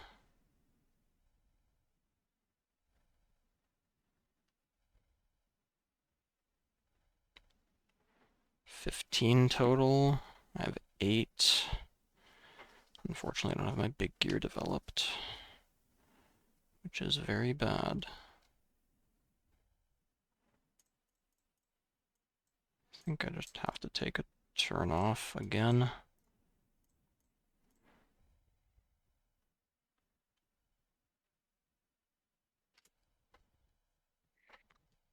Okay.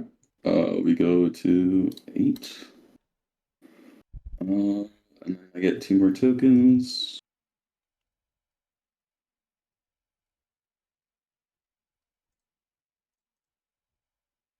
Like the Clock Keeper, see if this commits slightly more. And then we'll just play this Atlas. 1, 2. So my Orin is infinite. Yeah, pretty close to infinite. Yeah, I needed that Hidden Blade. If I Hidden Blade you and stop you from holding, then I don't need to sit on the aspirants. Climb, you push back in, but then I can actually kill him for real. What do I have now? Probably not enough. 6. 20 total?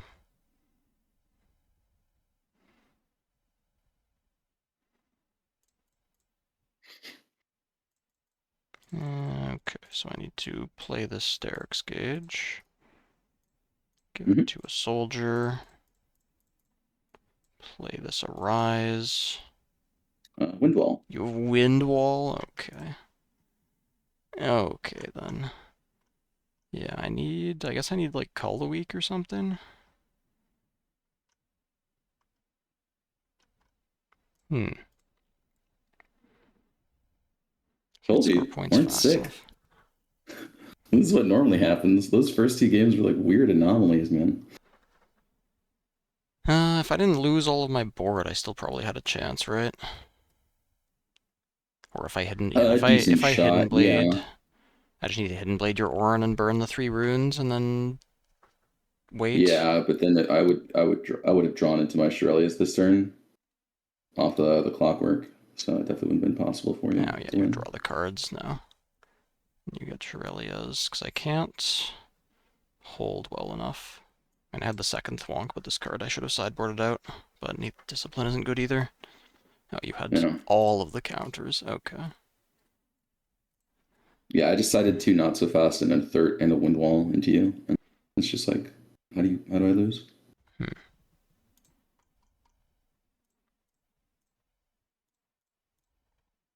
Take out the charms because they're pointless against you. What am I gonna fucking pull? A 2-drop? Yeah, so I need... Yeah, it is Cull the Weak as the main answer that would be useful here. Mm-hmm. Nothing else really, or just more gear removal. I guess salvage is a lot less reliable than the disarming rake. Disarming rake you Yes. can't... Well, you could not so Defy. fast it. You can still not so fast it, but you can't do anything else. Yeah. I'm solely relying on not so fast at that point, which is definitely your best bet. Could also use Janna. Janet targets though, Yeah, but as long as I and I can keep you still not out. so fast it. Yeah. Zon Punk. No, there's not many answers to Additional Ornn. That's the problem. cost. Like, as soon as he gets a spell song around him too, it's like he's actually just untouchable. Because if you like, if I have a spell songer and then what, I defy your Cole and you spent 5 runes to do that, you just fucking lose the game. Yeah, does purple have enough if they just fight or flight or rebuke you? Probably not. I guess he does Rebuke come is the out best answer. Yeah. in like If an Annie. people stop running like things that are hit easy to defy, I'll just swap to 3 not so fast in the main board. And then maybe run Targan's Peak just so I can have the 2 runes always on tap when I need it. Maybe I need Grand Stratagem in this deck. That would be good. That's probably the That'd be your card best that's answer to missing, yeah. Ornn. I did beat a Grand Stratagem Azir once. I had double Spellsonger and double World Atlas for like 2 turns. Because I developed the Azir Ornn combo with double Spellsonger, double World Yeah, I should Atlas also when they were have... at 7 points. And then I got one hold, and then just all of a sudden I was at like 50 fucking might, and they were like, okay, well, Should have the what do you third want me to Defy do? in my I'm like, deck. I don't know. But that was only once. It was a weird game. Yeah, I don't know, man. I feel like people are undervaluing Premonition, man. It's reaction speed. I think you would have been better off with um, Consult every game. The problem with Consult, and the main reason why I run Premonition over Consult, is that I'm usually casting Premonition on turn 4, which means I normally don't hold the battlefield anyways. And I'm Why not. wouldn't you have an Ornn or just a random 2-drop that could hold? That'd only be on like turn 1 exactly, and then I'm sure I could use it then, but like I don't. Uh, 1 mana draw 2, or one power draw 2 is nice, but 2 mana draw 3 is just crazy. I feel like you got to try it, and then 2 once you mana, see it fire off, and then it just feels so good. 5 mana the next turn, 3 mana every turn after that. I mean, you're playing seals I mean, already. the other thing is that like normally what I'll do is like turn 1 I'll play like a Lonely Poro, and then I'll World Atlas just to see if I get the hold. If I get the hold, then on turn 4 I just fire it off and eat the tokens. Okay. I already have enough power with just the World Atlas alone to protect my one on turn 3 and 4. It's good. No, it is better than I expected. But you do need... Yeah, you do have to have some kind of card draw in order to find your counters and everything else, all the pieces you need. Mm. Oh, yeah, Stratagem fixes my problems, though. Yeah, stratagem is very tough for this deck to beat.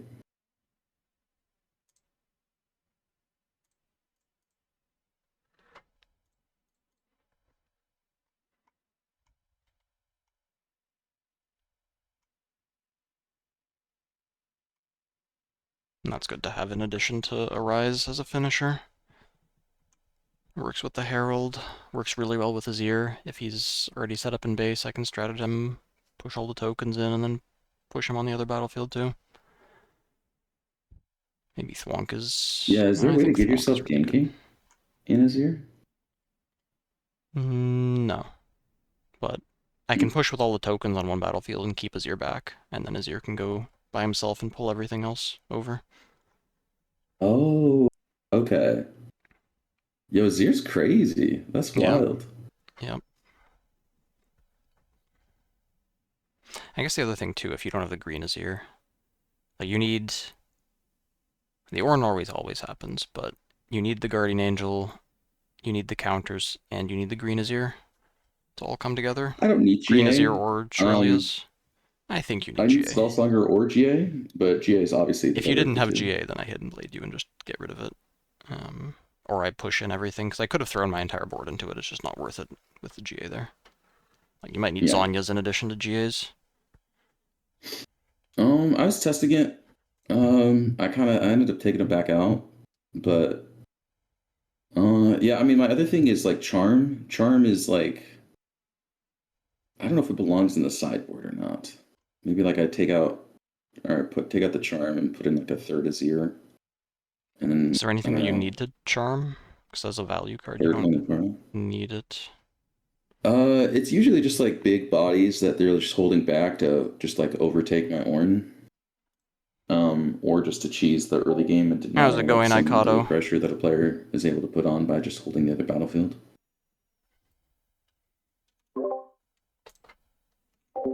Dendar. So like turn one, you play a Poro, develop your seal. Turn two, you World Atlas, move the Poro in, and then you charm, and then they just have no early game. You get the World Atlas hold, and then you turn three Ornn. It's just the Yeah, World when you Atlas go alone. first, charm is a pretty unfair card. Mm-hmm. No, this guy wanted to bet me that his Ornn deck was good. I mean, it was more specifically I didn't believe in Premonition, but yeah, the deck is in general better than I expected. Though it still seems fragile, since I mean, I won the first best of three, he won the second. Alright, we running a third, once and for all. I need to just fix the deck. Sure.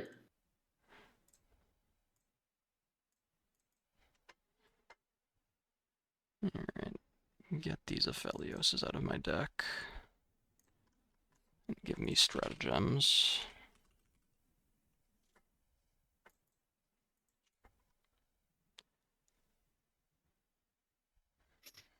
And the third Defy. What did I take out for that?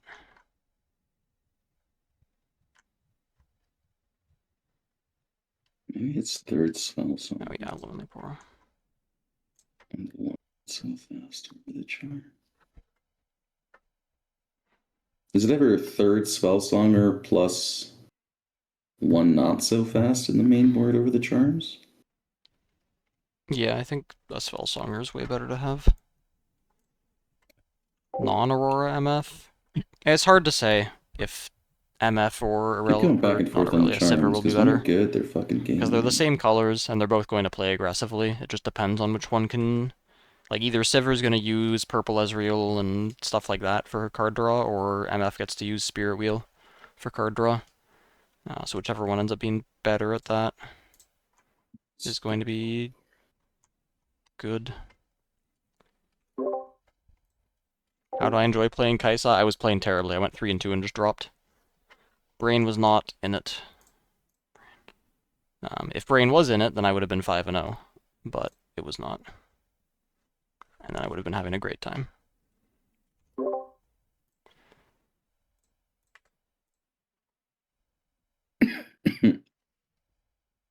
Okay. Alright.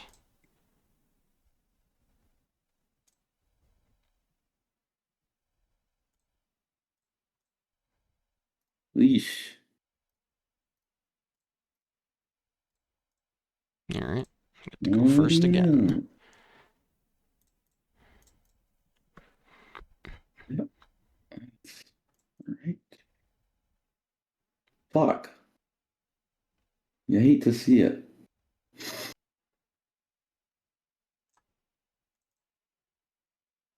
Me too. Okay, don't hate to see it. I found my turn 1 play. No! I better be able to find it when I've got... Actually, how many do I have? Only 8 total. No, 11 total. I have Desert's Call. Yeah, no, I better not miss my turn 1 play with that.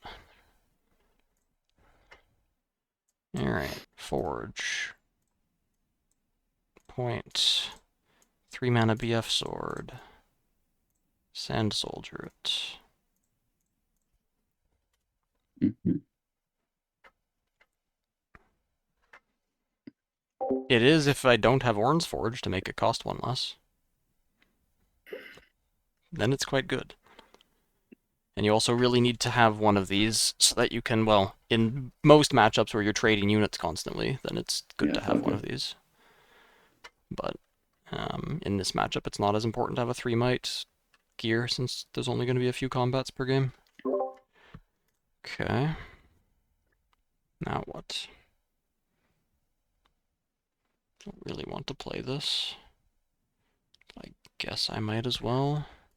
Especially since I'm going to get Paper Tree. I'll put this Poro here. Give him a Sterix Gauge. Put these two back in my base. Get another Recruit. Get a Sand Soldier. And then say I've got a 5 might on both battlefields. Okay. I guess we Prage.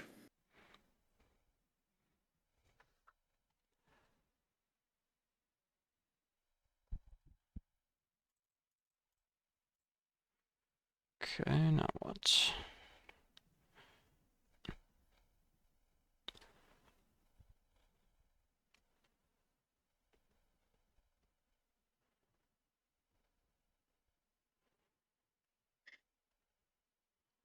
Only at 5, and you get to ramp 1.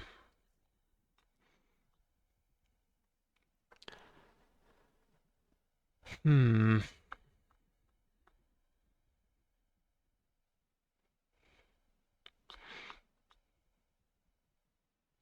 11 might. Do I have enough to just push in? Yeah, I should set up to push next turn. Just pull out, not give you the value. That's what she said. And I have enough for these next turn.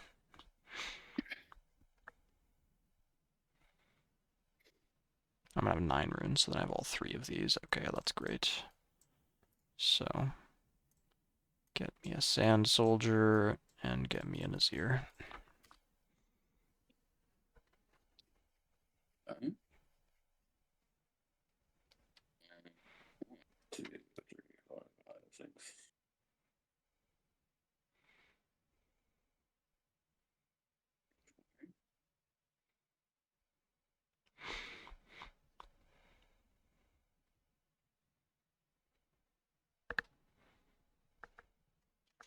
Yeah, Annie is probably a really big problem for this deck, because Gust is a 1 mana kill spell. Not sure how you deal with that.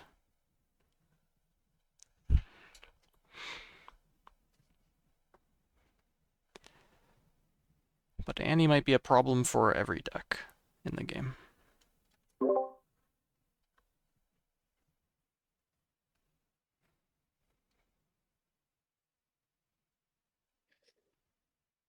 Uh, yeah, I guess we do like I'm not playing a this. not so fast on a Gust. What beats Annie?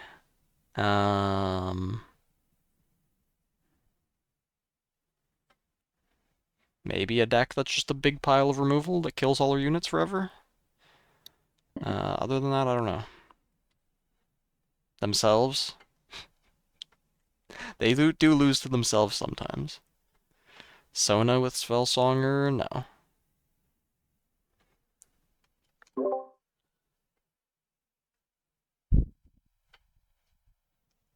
So you're 5 points? Yep. Okay.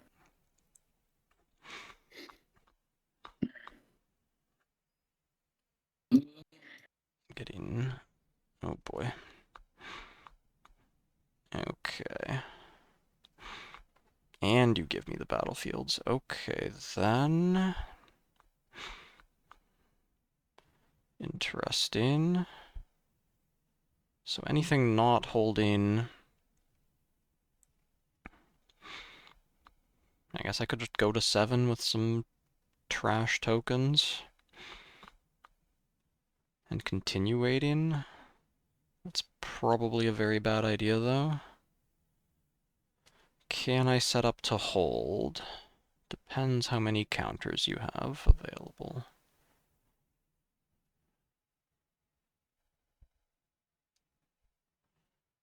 Yeah, this Forge Fire Cape is a problem. I'd definitely be able to hold if you didn't have that.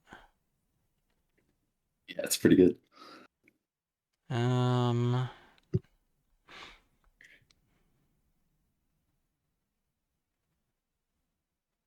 mean, what if I just put some random trash forward and rely on spells anyway? That's probably my best option, and I can try to block your Azir from getting in.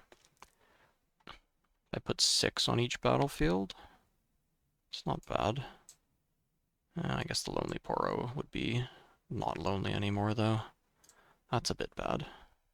He'd be jubilant. I need him to stay alone.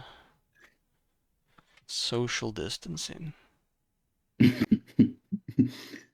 He really misses COVID. That lonely Poro.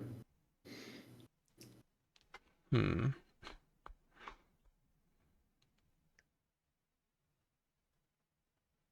Cost me a lot of units if I want to put 6 on each battlefield. That's not... I guess it costs me less. No, I can use this spell. Okay. I'll play Arise. Yeah. I will create You only get 3 three dudes, soldiers. right? Yeah. Oh, actually, before I do that, I'll send this guy here first. Get a recruit. Then I will play this Arise. There you go. Oops. I get 1 point and 3 tokens. 2 of them are ready. This guy gets this. This guy gets the Lonely Poro thing. Now I can stack 6 over here by getting an extra recruit. And I can stack 6 over here like so, go to 7 points, and still have a pile of stuff in my base, as well as 3 mana open.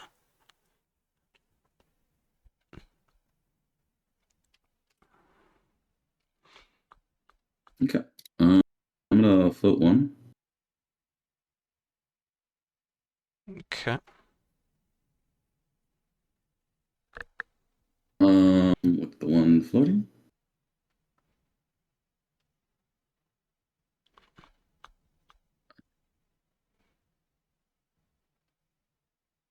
Clockwork Keeper. Okay. Just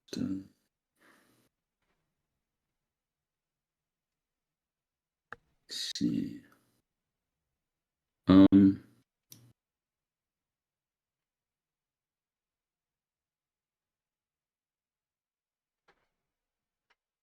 You don't need card draw if you end the game beforehand. And you can also play the battlefields. Either the battlefield that when you conquer it, if you conquer it with a mighty unit, you pay 1 to draw a card, or you could play the battlefield where if you conquer it and hold the other one, then you draw a card. So then this will trigger kill your guys.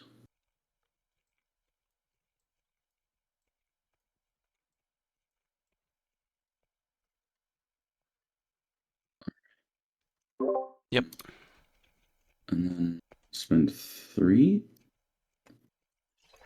World Atlas. 8. I'll stun him. Okay. And then I will use his action. Oh wait, he can do that. Oh, that is... Huh. So this entire plan just didn't work at all?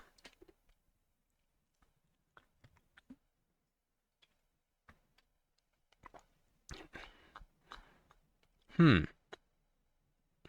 Yep. Okay. Take 3, 4, 2, 3. this is a win Oh, defend. oops. Sorry. I gave one too many runes. Okay. Oop. Supposed to be that. This can get right here. That. Okay, now he's actually unkillable.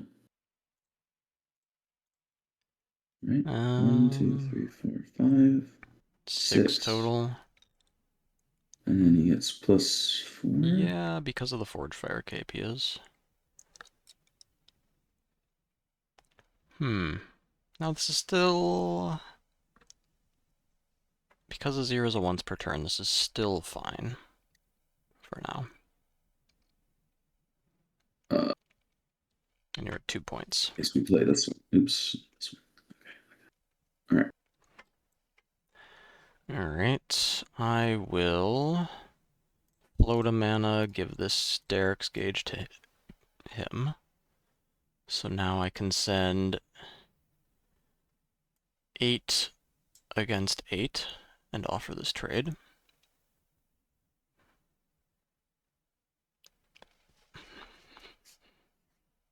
Sure. Okay. That was easier than expected. So you have 6. So that is +14. Well, 12, 16. I have it 6 marked. from himself, I yeah. have 6 Yep, gears, so he's right? 26 total. Yeah, that's not going to be dying anytime soon. Okay. That's fine. I'll send this Lonely Poro over here. Okay. I'll draw a card for conquering.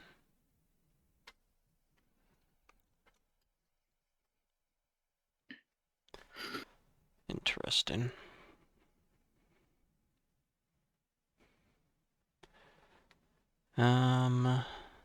So if you don't have Shirelias or a second Green Azir, then I'm fine. As long as I put more than 6 might there is the only condition. So I will pay 4 mana, Desert's Call. Mm-hmm. I will pay another 4 mana for a second Desert's Call. And then I Mm-hmm. will spend yellow and green. Give the Poro this stuff. Oh, and I guess one of these Sand Soldiers can have have this eye. Very useful. And then pass. Okay. Um.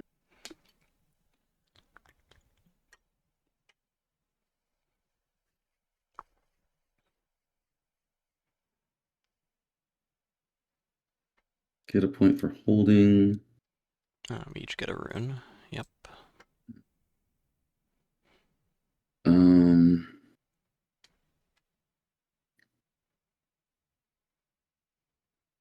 Just waiting for my Grand Stratagem to show up. We'll just draw a card. Okay. Uh.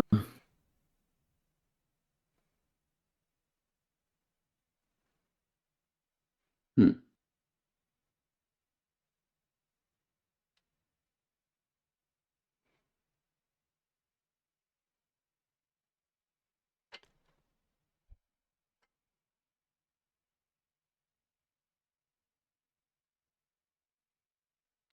Kill the Azir. Sure. I will not bring in any other tokens with me.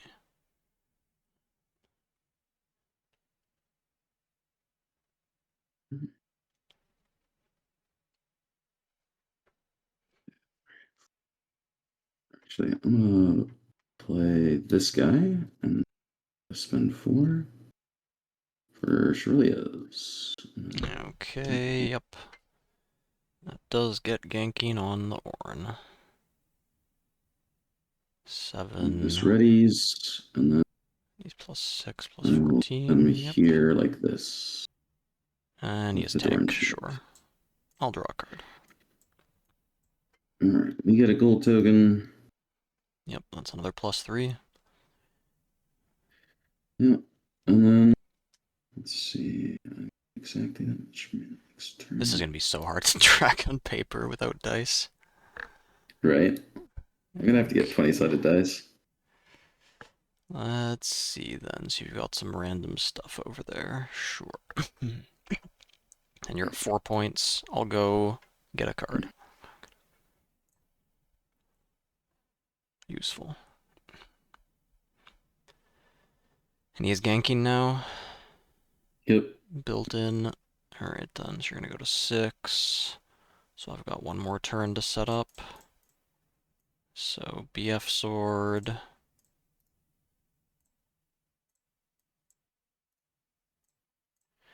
Give him it.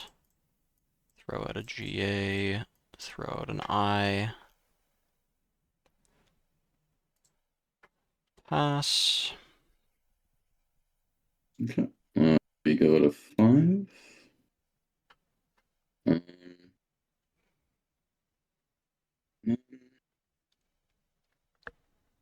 I guess we'll just go ganking. Wait, they all have ganking? Oh, your Yeah, units here have ganking. Okay, yep, you get the Plunder Poro again. I get 2 more stats. That's not what I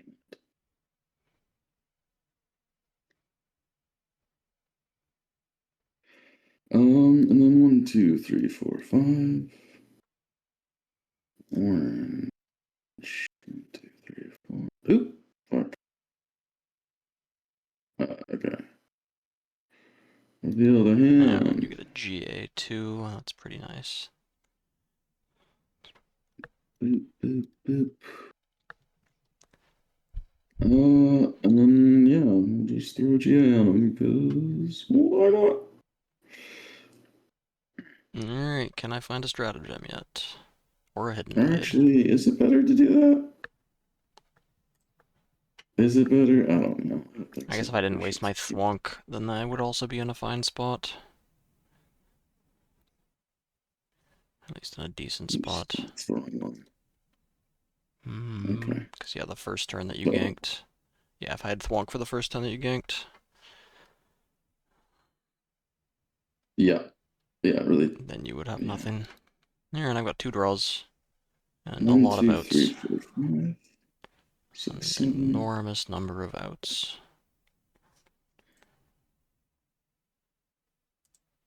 2, 3, 6. Okay. Alright. Go here, draw a card.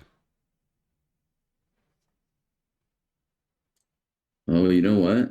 It was actually always play the orange first, then do the ganking. Put like 8 here, so that way you have to commit at least a little bit before you get to draw. Misplay. That's not very hard for me. I've got 2 BF swords and a Sterix. I'll draw a card. Yeah, but then you're sending your BF swords and your Sterix to the trade. Oh my god. Yep, alright, I misplayed with the Thwonk into Green Azir. Or else I'd win this game. I have Defy, but I just don't have... Okay, yeah, there's the Hidden Blade, one more card. Did you have an answer to Hidden Blade, or would I win off of this Hidden Blade? You would have won off the Hidden Blade. Well, that's really sad. My Defies are in the bottom 15. Right? Where are my stratagems? Okay, yeah, they're also in the... Okay, the first one was bottom 9. Okay, sure. Yikes. Game 2. Right.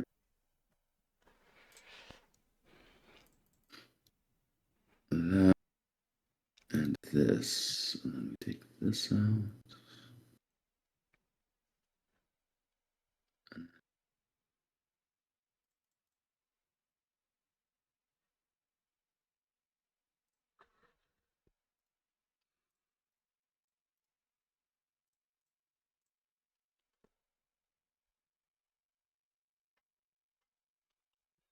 Guess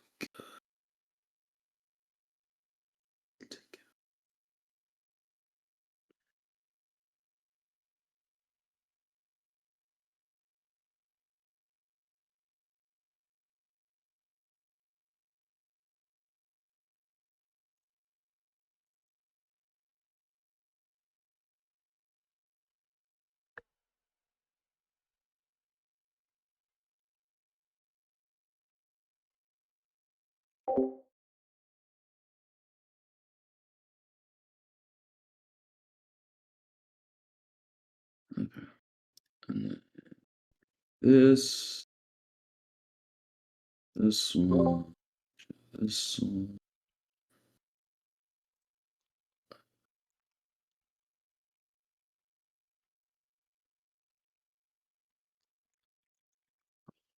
Shit.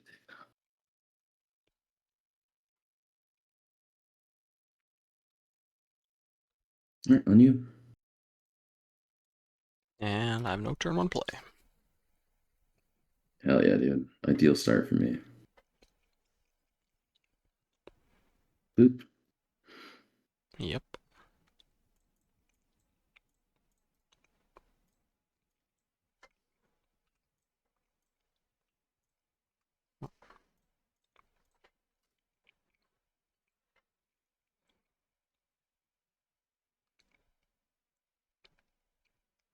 It's 4, yep.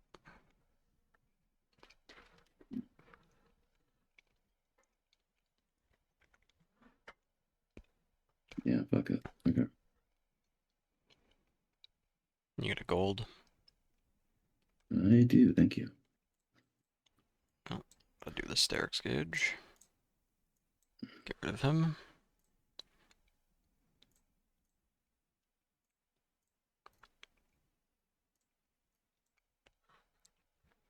Get a guy out. So he doesn't get given anything. Pass.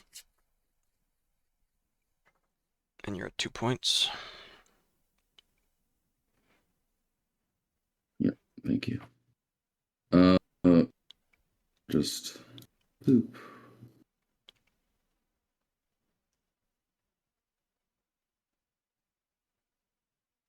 He's already a chonker.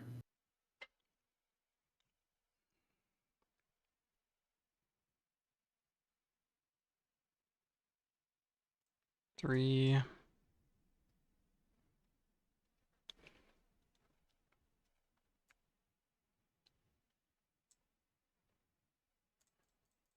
I'll stay back for a turn. I'm on odd numbers already.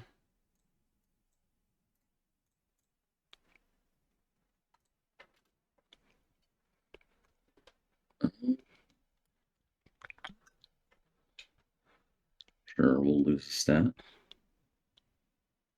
Draw 3. Mm-hmm.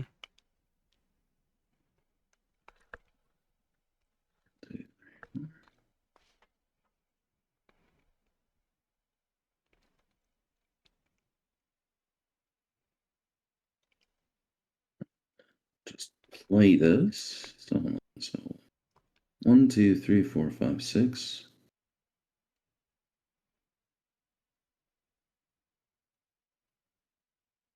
Yeah, I mean, he's pretty safe. Yep. He's at 19. Alright, let's see if we can salvage the Guardian Angel off. Nope. Okay. So what is he at? 19. 6 plus 6 plus 3. Okay. I have 13 currently.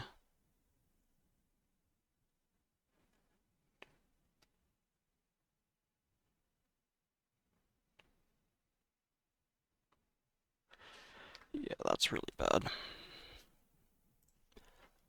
We're on Aspirin's Climb, so it's different.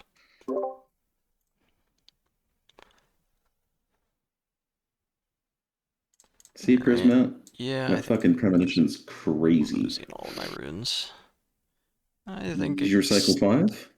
Yes, you did. Oh Damn. wait, no, I need to recycle 5 because the Spellsonger copies the unit's text. Okay, I can't do that. That is awful.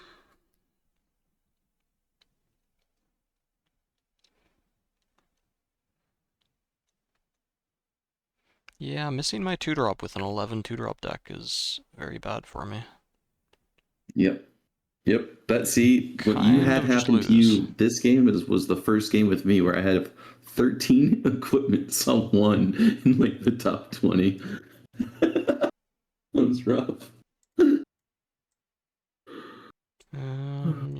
just send the naked guy. Alright. I guess it's better for me to try to hold with some stuff. No, that doesn't even work.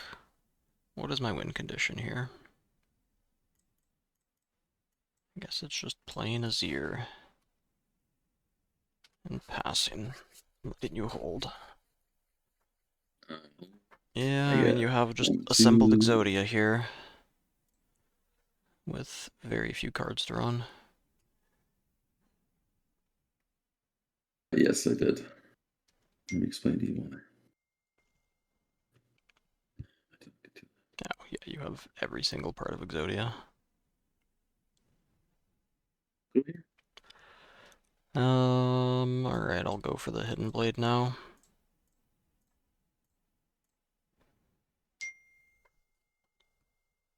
Okay. Draw 2. 1, 2, 3. No, I mean, this game is just over. If I had 2 more points, then I have a chance. But not with this. 2 more points and more units. Hidden Blade the Wink. Azir. Oh yeah, I could Hidden Blade your Azir, actually. Let me do that instead. Keep 2 runes. Let this thing die. You go to 5. That's a lot better. No, I still can't win. I have the stratagem in hand, but I still just can't win. Alright. Let's say I won game 1 by not wasting my Thwonk and throwing in the Alright. garbage. Alright. And give me an actually real draw instead of these memes.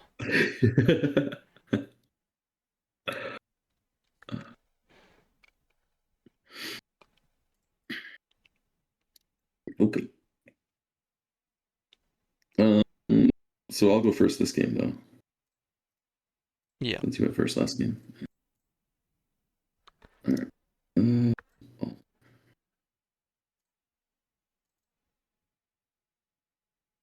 Keeping this hand. Yep. Go ahead.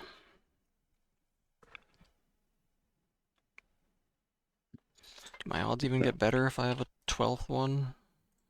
Barely 1% better.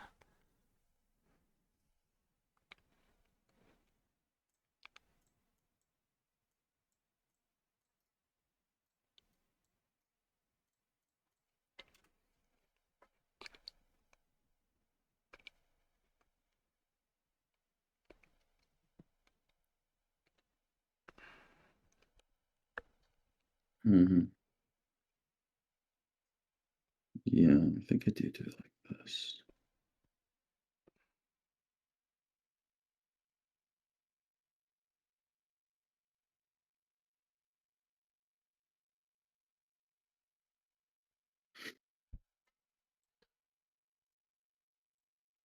Mm-hmm.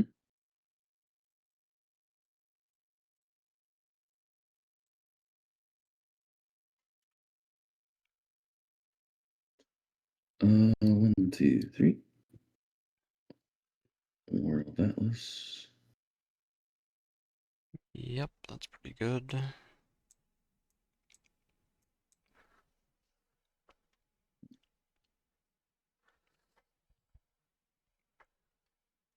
Hmm.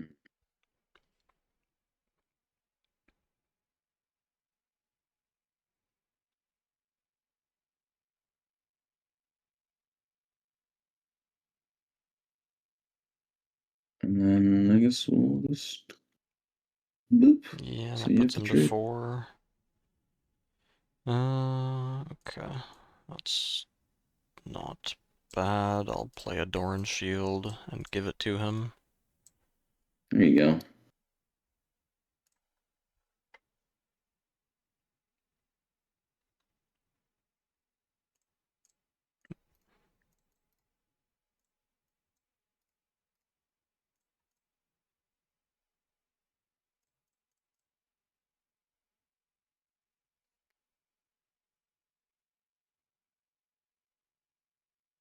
I don't even want to play this Azir.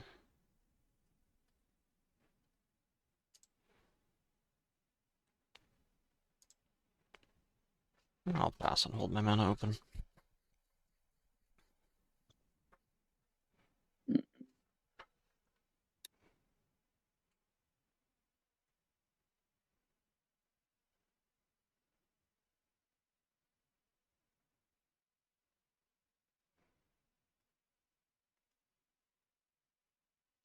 I should have kept discipline in instead of Thwonk, probably.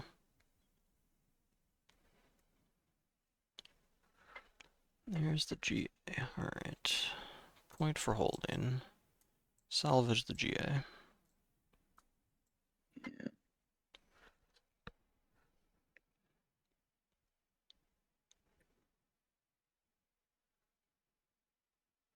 He is at 10 currently. Okay.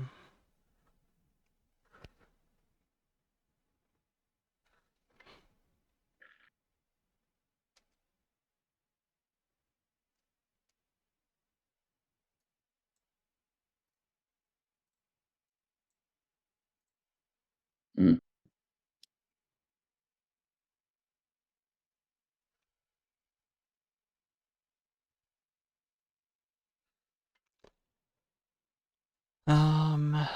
Actually, I need to play the Sterix gauge and then make 2 tokens, or else my How do you make two? Oh, I with see. the Okay. with the thing. Sure, sure.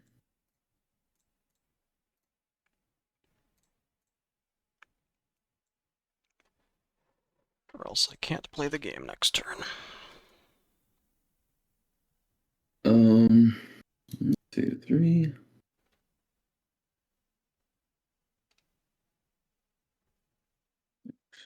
4.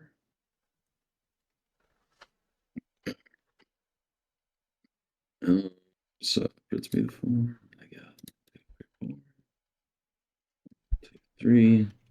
Thanks for the follows, Rippin' and Death Streaks.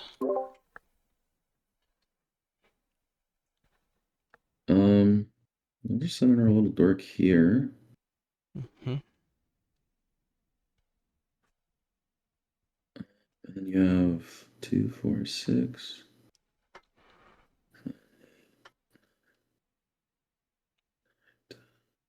13.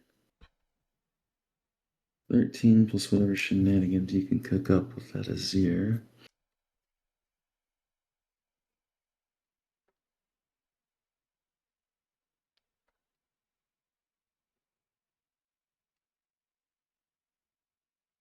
I guess I could force you to attack.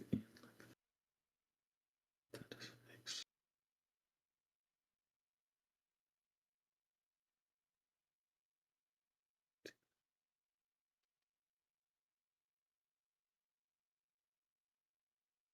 Actually, hold on. I'm gonna take back.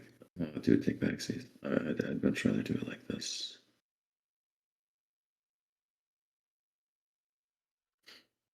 Okay. Supposed to recycle. Okay.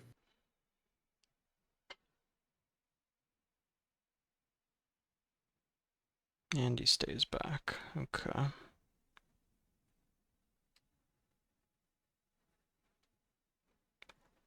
I'll play a Doran's Shield.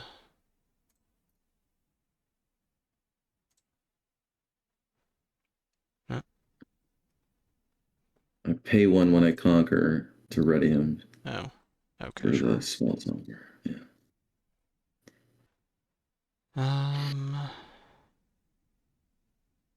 Yeah, I'll pay 1, make token, give it this, send this guy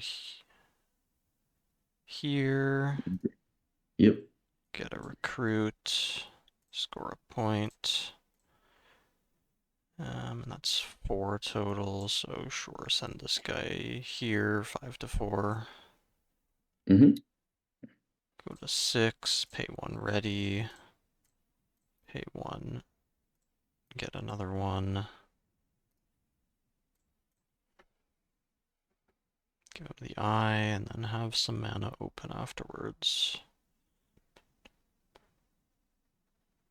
Deflect 4 if I want to do anything to him. That is really annoying.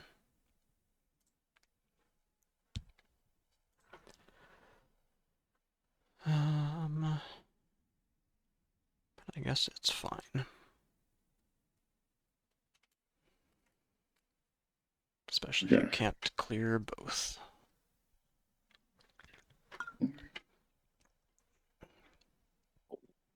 Drop border, giving him Okay, world I'll out. stun the drop border. Flonk it. Fine. Actually, is that fine? Hold on. You know what? That's not fine. I'll defy that. Okay, fine. I will not.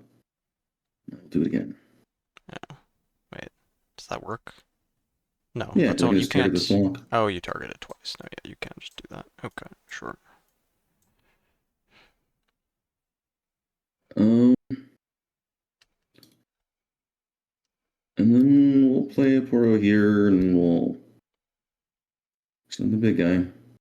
Okay, Actually, do I? Yeah, I have to. I have to. I'm at 6 points. Uh,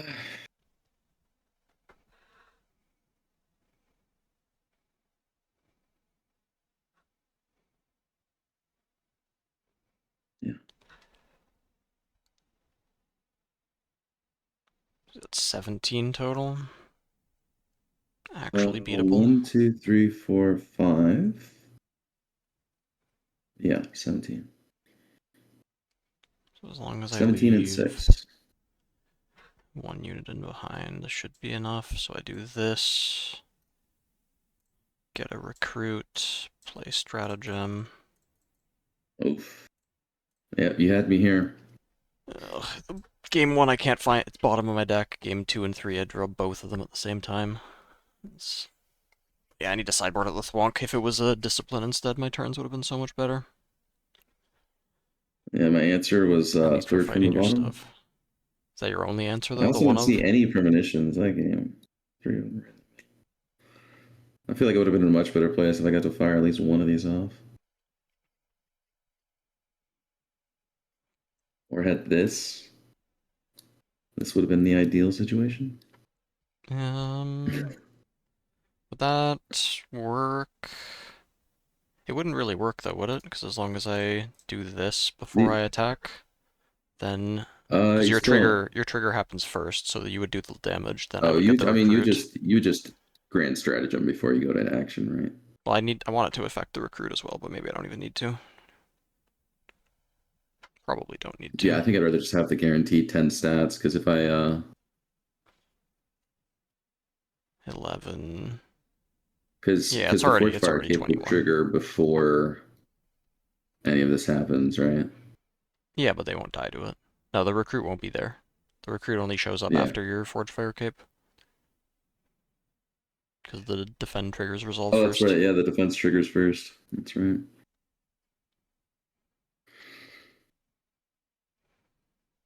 Is there not other card draw you could be playing instead of No, Premonition? actually, no. I think your thing resolves first because it's a when I move, right? So Oh it's like wait, you is it a when I move, move? then Oh yeah, it is a when I you, move. Never mind, no it would. Yeah. yeah. Guess you can't do a Stellacorn.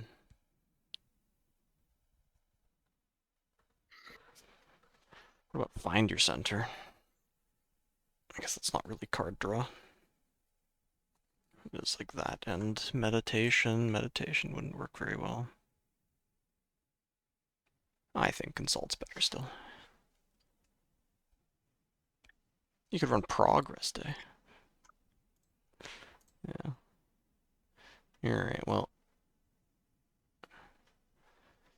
I guess we each owe 7.5 subs.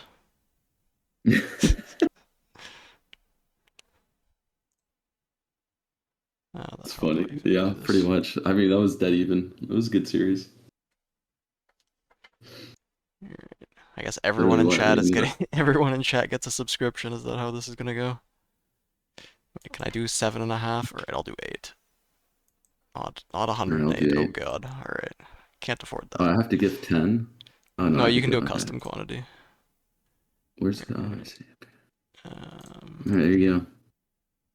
let's 8. see.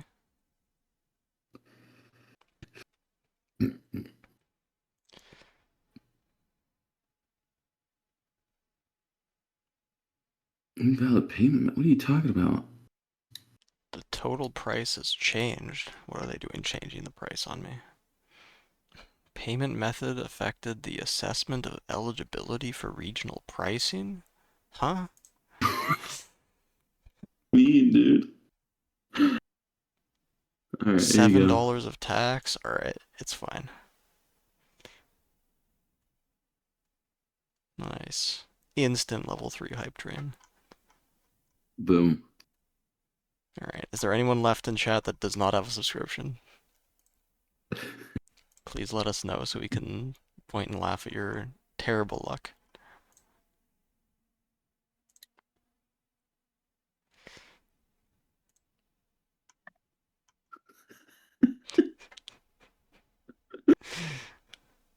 Wait, how many people are in here? Oh, I guess, no, yeah.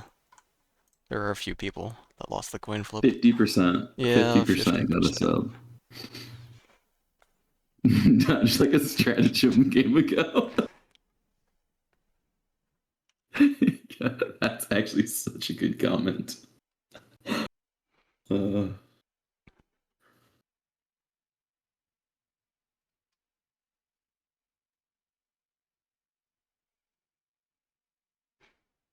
Yeah, of course the moderator gets it. Mod privileges. Ridiculous. it's funny because Huge got the very last sub.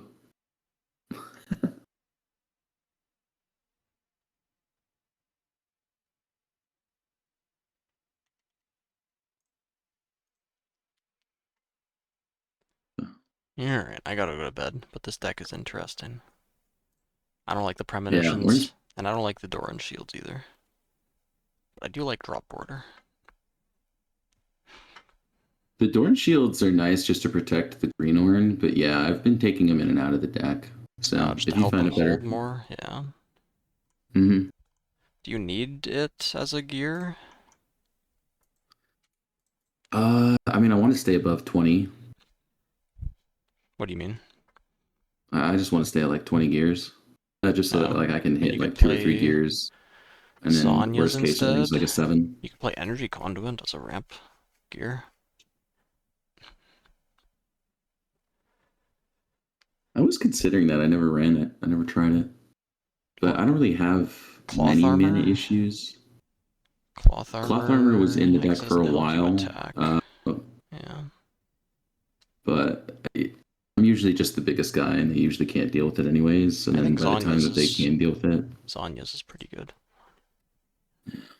I guess it has an issue if your opponent has removal that can target your other small units, but otherwise, what are they going to do about it? yeah, And even if it protects your green Azir, that's still not bad. It's just the trash units. Do you even need these trash units? yeah. I What if tried you... taking them out, and then I just kept losing the early game too hard. The drop order didn't really change the math with anything, just because it cost 4, which is really awkward a lot of the times. Like I usually have like 2 mana where I'm like I'm not gonna do anything with it. Yeah, and if you don't draw a seal turn 1, then you don't have drop border online turn 2. Correct. Hmm. Actually, you can with Plundering Poro. So you conquer with Plundering Poro, and then you. Oh no, you wouldn't. You'd have to draw a seal second turn. Yeah. Unless you're on second, then the Doran Shield's really sick. Yeah, The or other thing Poro that's really nice Snacks. about Doran Shield is that I can turn one Poro Snacks and Doran Shield I guess if as you go another way to first, go you don't on need there. the drop border. You only want it to accelerate into an opponent's unit. Yeah. The only time that it's you just want it accelerated is just into Yi. That's a different story though.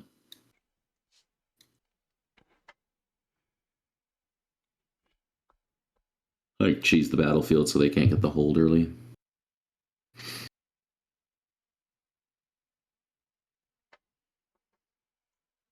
And that's the thing, he just doesn't die. Yeah, Dender, he doesn't die. I mean, I guess that would And be... like when he does That is die, another option to just they play blow more their Blue load. Horns. No, not if you're running Spellsonger as the main way to make him big. That's the problem.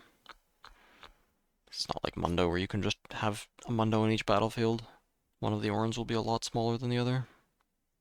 Mhm. Well, the main issue with that is like I'm not in purple, so I can't just do purple things.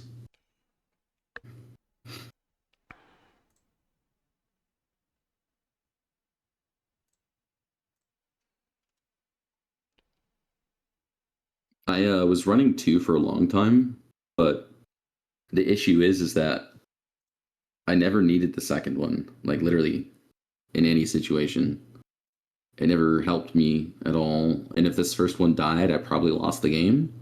Unless they're like at two runes tapped out and I have like an Azir Yeah. or maybe a drop border in hand.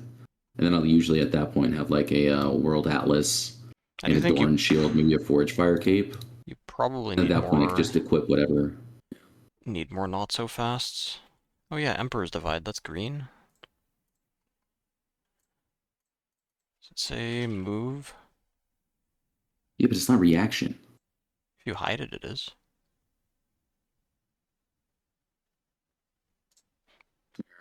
I do have the seals.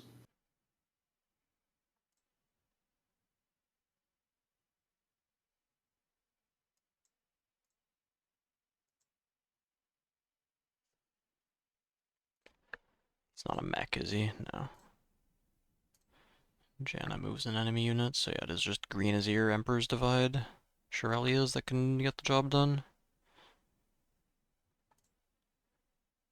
So when is Yeah, Azir I mean, I good? did go Azir is to. good as you start your turn with Ornn on a battlefield, and you can swap him to the other one, and then the Azir is in position for everything after that. Tide turn as much as he wants, so yeah. But maybe instead of not so fast, Emperor's Divide does work.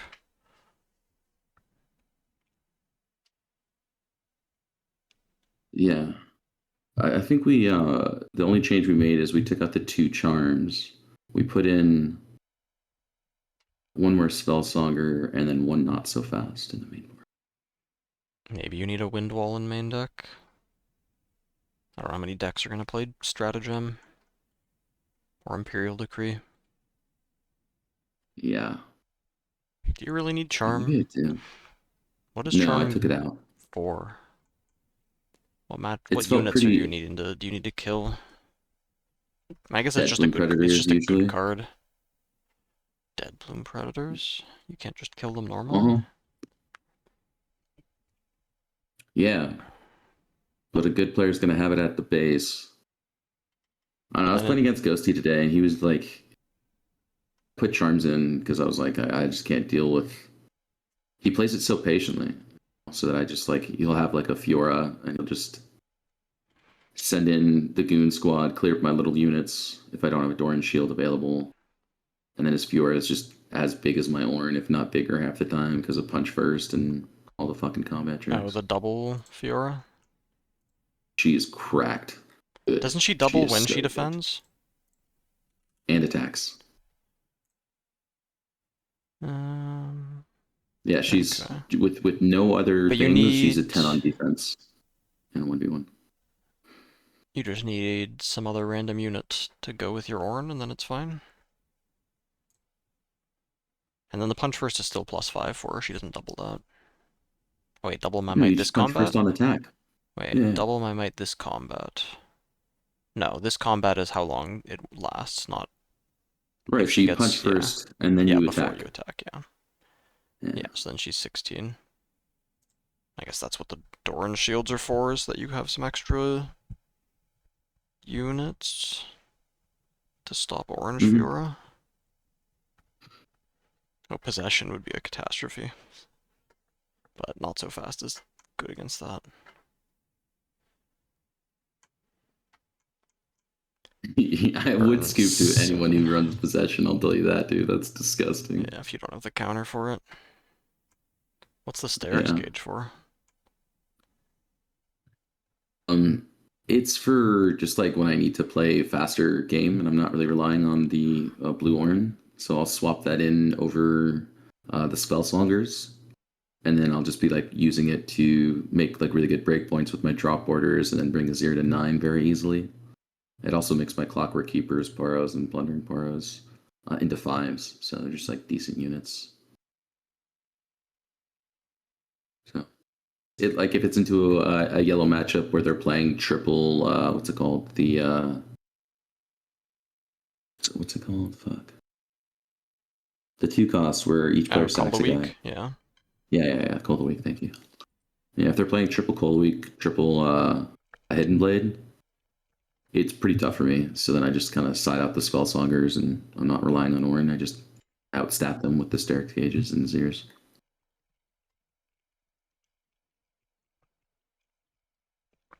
I guess call the week is pretty real in general because of Aurelia. And it's not even Yeah, you have bad to. against Annie either.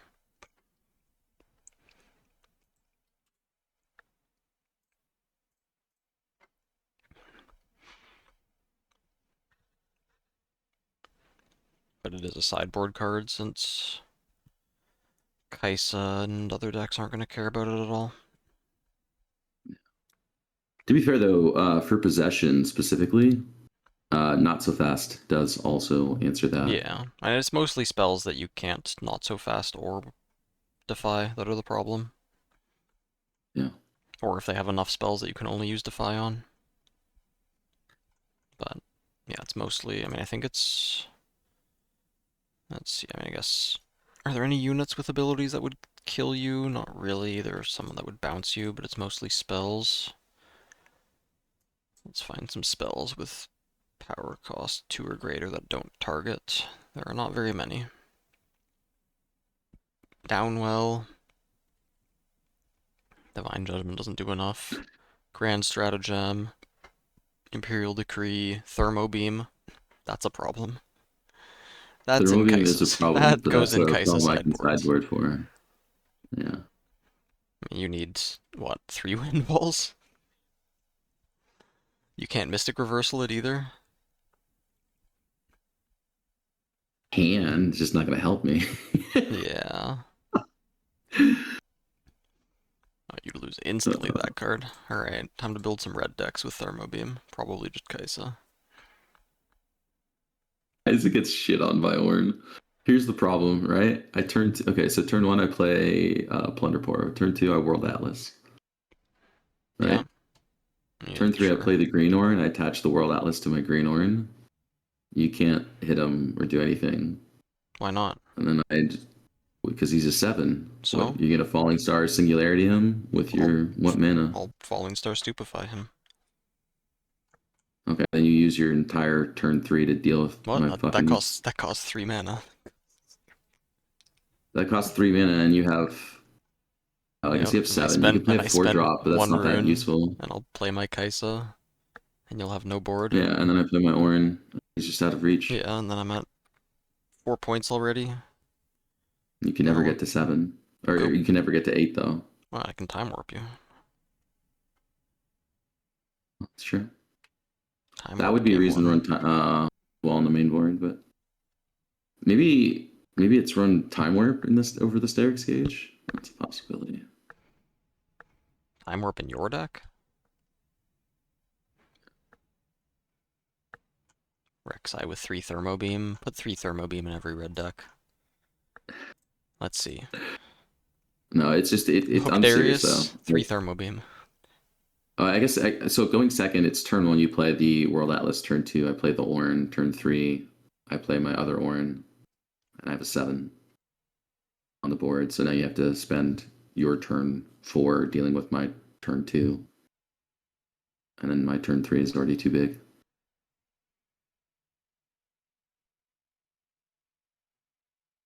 I don't know. I played against Kaisa. I think I'm like 8-0 into the matchup. It's just you can never deal with the big Orin. The green or the blue Orin is just too unkillable for you. I mean, where's their Thermo Beam? Where's their Thousand-Tailed Watcher? What does Thousand Tail Watcher do to a fucking 25? I mean, it needs some help. Probably Thermo Beam and Time Warp are the actual answers. And drawing I mean, infinite you cards definitely with have to their try and Kaisa get some champion. cheese with Time Warp. Yeah. Unfortunately, Kaisa gets to just play that card without drawbacks.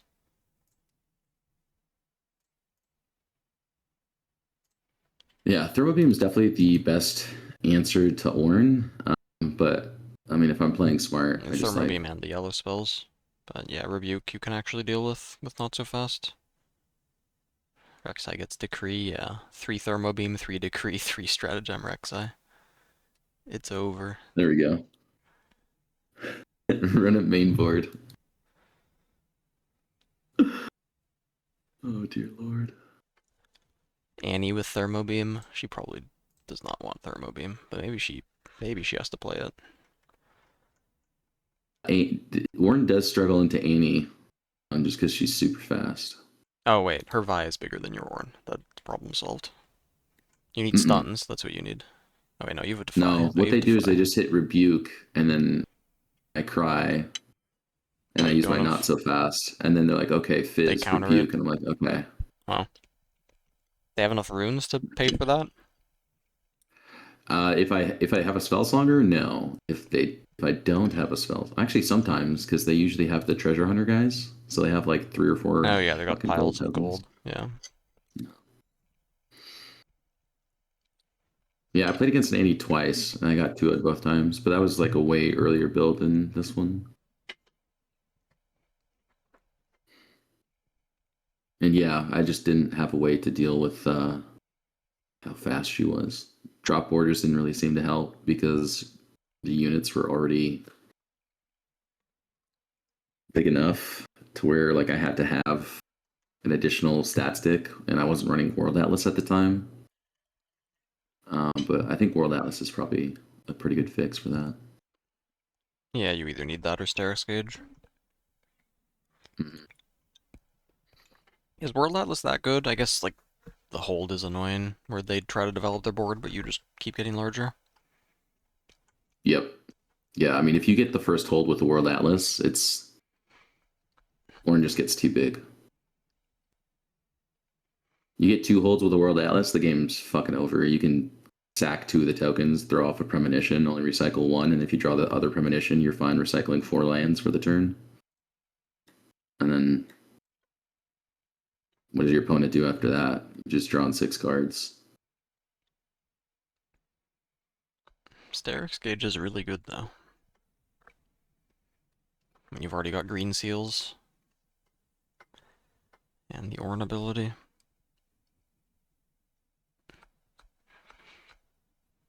Mm-hmm. The problem with me running Steric's Gauge is that the list is already hyper greedy.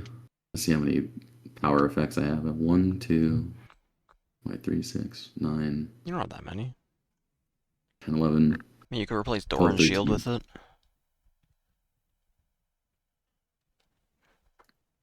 I don't think the tank keyword is worth that much unless you're specifically against Orange Fiora.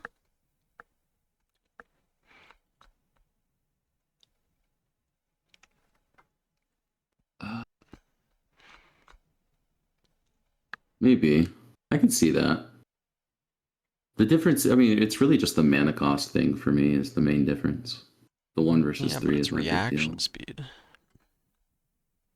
You can hold up mana, hold up counter spells, and Steris Gauge. I think I'd rather run Cloth Armor at that point. Yeah, Cloth Armor is also really good. Staircase helps me helps me attack. It doesn't really help me defend because I'm always, like I said, I'm just big. And if I can't be, you see how patient I am It with helps that with your Orin. earlier units attack This is true. a lot more than Doran's Shield can.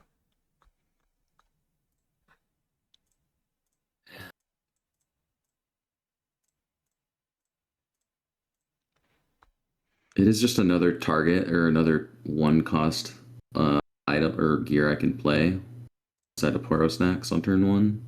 Because I Is can't that play 2 Poro Snacks on turn 1. is that relevant? It does enable my turn 2 drop order. I don't know how relevant, but it does enable it often enough. You could also play... I guess Pit Crew doesn't do that much more than drop order. Drop order is so much better. The Formite and the fact that I don't have to have a gear in my hand to play is so important. You could do... No, Energy Conduit doesn't do anything. Yeah, so it's Cloth Armor or Mask of Foresight Is that just Ugh. outdated? That's just not useful in Ornn.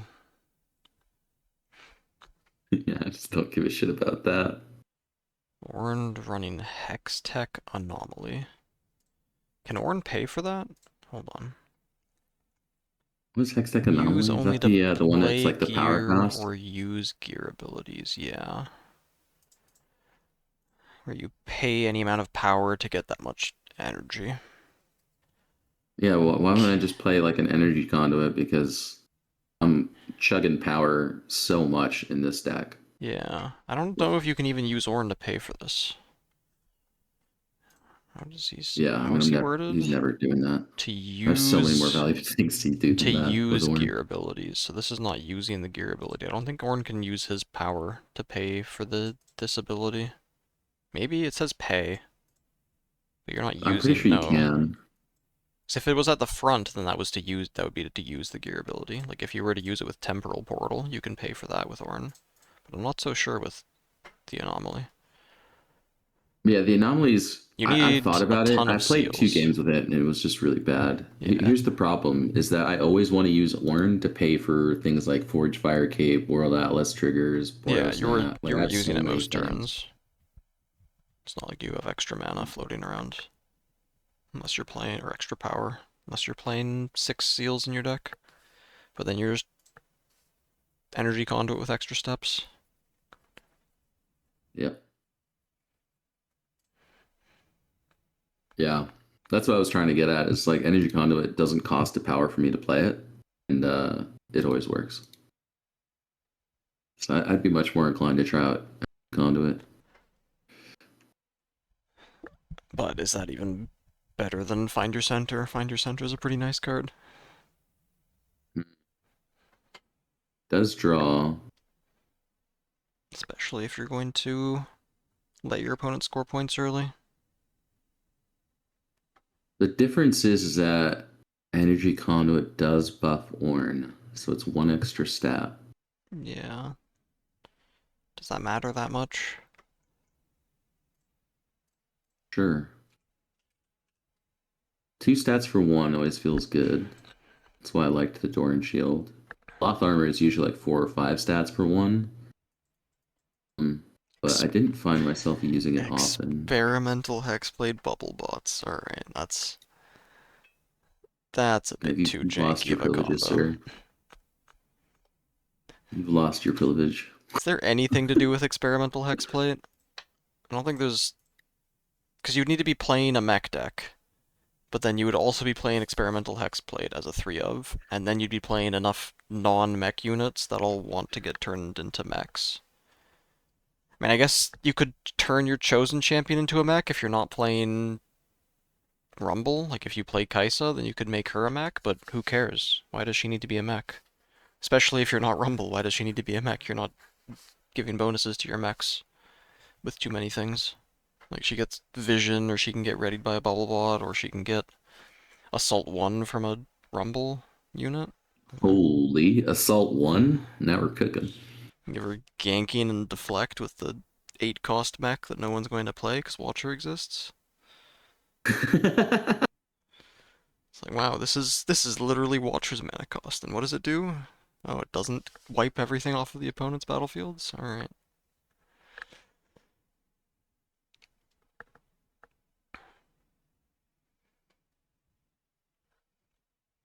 I don't know. Is there anything Rumble would even dream of having to be a mech in blue and red? Yeah, Assault 2 on his legend. He's such a bad legend.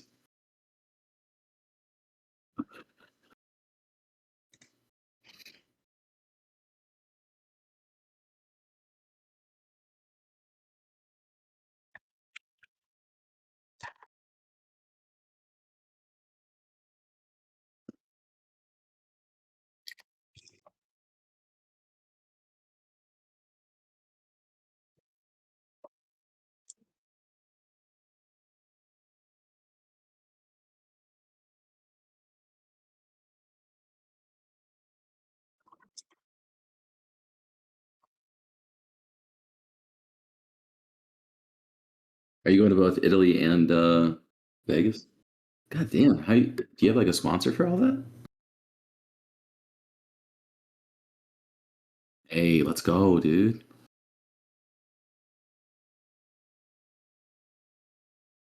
Man, God bless, dude. I hope it goes through.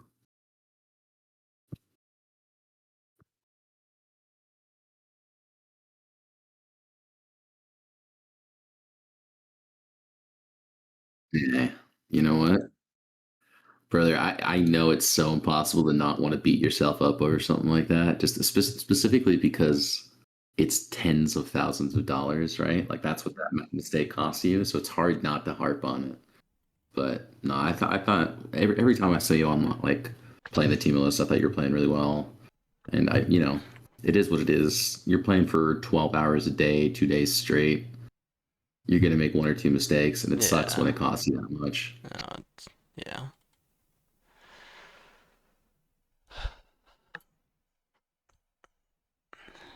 I think that Ezreal could be up there. He plays a lot like Annie. Can't hear Oh Priz. yeah, I muted for a second. I was talking about not winning the Teemo, and that would have been funded me for a year. But yeah, it Dender, hurts. I It am hurts very less much a every fan of day. Fiora Fearless. Are Yeah, you talking Fiora about is also not Fiora bad. the Legend? Because she's not bad, Yeah, but Fiora Fiora Legend is not Fearless, bad. no, that card is a real problem. Yi is like he might be S tier if somebody figures it out, but so far, Prismat, you want to know the craziest thing that you could do with Yi? What, the untargetable guy? Turn one, you Plunder Poro on the draw, right? Turn two, you play a Trinity Force, equip it, you attack on four. So even if they're playing like a Kai'Sa deck or some other trap, you get around the Kai'Sa super easily. And you have a 7 on defense, and if you have on guard, it's a 9 on defense on turn two. Like, okay, Wait, which Poro? The you know, shield one? yeah, I mean, I guess if you go, and that's going first. going second. Wait, why going second? Turn one, you play Stalwart Poro. Turn two, you play Trinity Force, equip, attack, and then you keep one open for Defy or on guard. Okay, with the one keeping the one open is important. And then yeah, you've got 7 point hold with spell backup. And I guess if you go first, that's still not bad. Your opponent has 1 unit and 5 mana open to kill a 7 might defender. Yeah, that's not easy. And then if you I untap with wouldn't it, want you're to at three Trinity points and you Force. start sitting there. Yeah,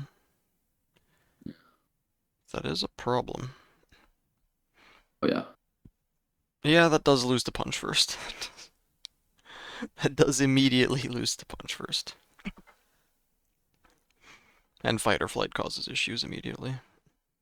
Or rebuke. huge. Are you really going to turn two in game one in auction? That doesn't sound realistic. What, you take their Triforce, they spent the power on it too. And then the Akshan puts it on, he's a 6 might. Like they go and conquer the other battlefield, play Akshan there, steal your Triforce, and then you're sitting there with a Poro on your battlefield and 5 runes, or 6 runes. What do you even do about that? You need Charm plus something else, and then you've got to pay for the equip cost to put the Triforce back on again. You just main deck in auction is what he's telling me. What? That's a main deckable card. It's got Weapon Master. As long as you're able to use that,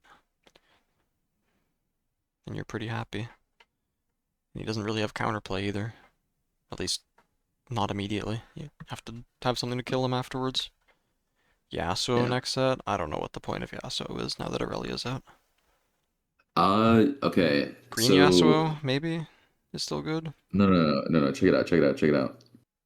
Turn one, I actually think Yasuo might be better than Aurelia low key. But turn one, you play Treasure Hunter, you get the cap, and then you use Yasuo to bring it back. So you get your 2 treasure tokens on turn two if you want to do it Okay. like that. Or you can develop or you'd probably do that, and then turn three, develop your Stellacorn, Okay. and then you can move her in and move her back. Draw 2 cards for 2. Okay. The movement guys really strengthened Yasuo a lot. But don't they shoot your Stellacorn?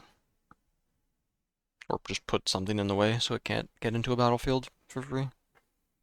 Oh, sure. Yeah. I mean, it's you're in purple though. I it's really good right now, I'd say, with the Stalacorn and Treasure Hunter, because you can play so much more greedy with all because the Treasure Hunter is just the most OP card in the game. Most OP card in the game. That's crazy. I think it just enables too much. The fact that I'm getting 2 to 3 treasure tokens on average for two energy, and I get to like at least conquer 1 point. But it's a terrible draw later on. Doesn't do anything. It's like a complete brick. And you need to have something to protect it on the early turns to make it give you the extra. Gets blood moneyed, true. Then they get the treasure Yeah, token. I mean it's not even bad late game because it's still a unit, and I have like I'm in purple, so I have switcheroo, so I can just like move in and then switcheroo and kill your unit anyways. Yeah, it does pay for switcheroo.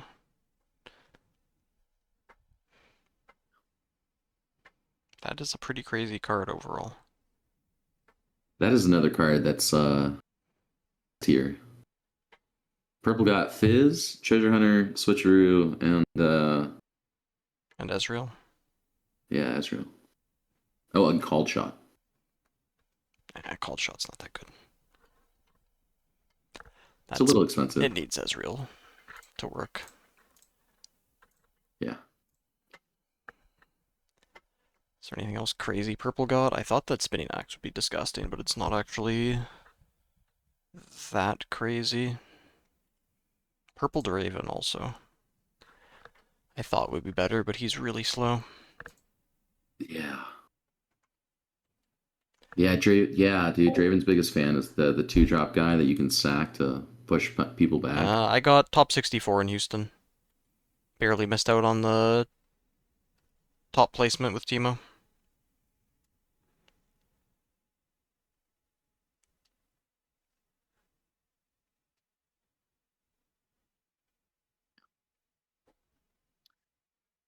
Riz, I'm gonna head to Yeah, bed. I gotta go to bed too. 2 a.m. But thanks for all It's the late. subs. Holy, I got more subscribers than viewers. It is highly unusual. Hell yeah, dude. We'd like to hear that. But All yeah, right. thanks for that. Not sure how much time I'm gonna have because I gotta finish the guide. Mhm. Surely I can finish it tomorrow with, 6 hours more to do 6 more matchups. But I am putting a lot of effort into this guide, so hopefully it turns out well.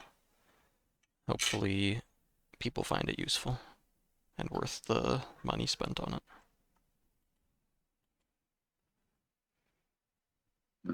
Am I nude?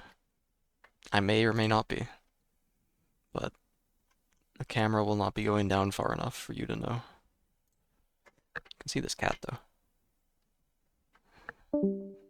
Alright.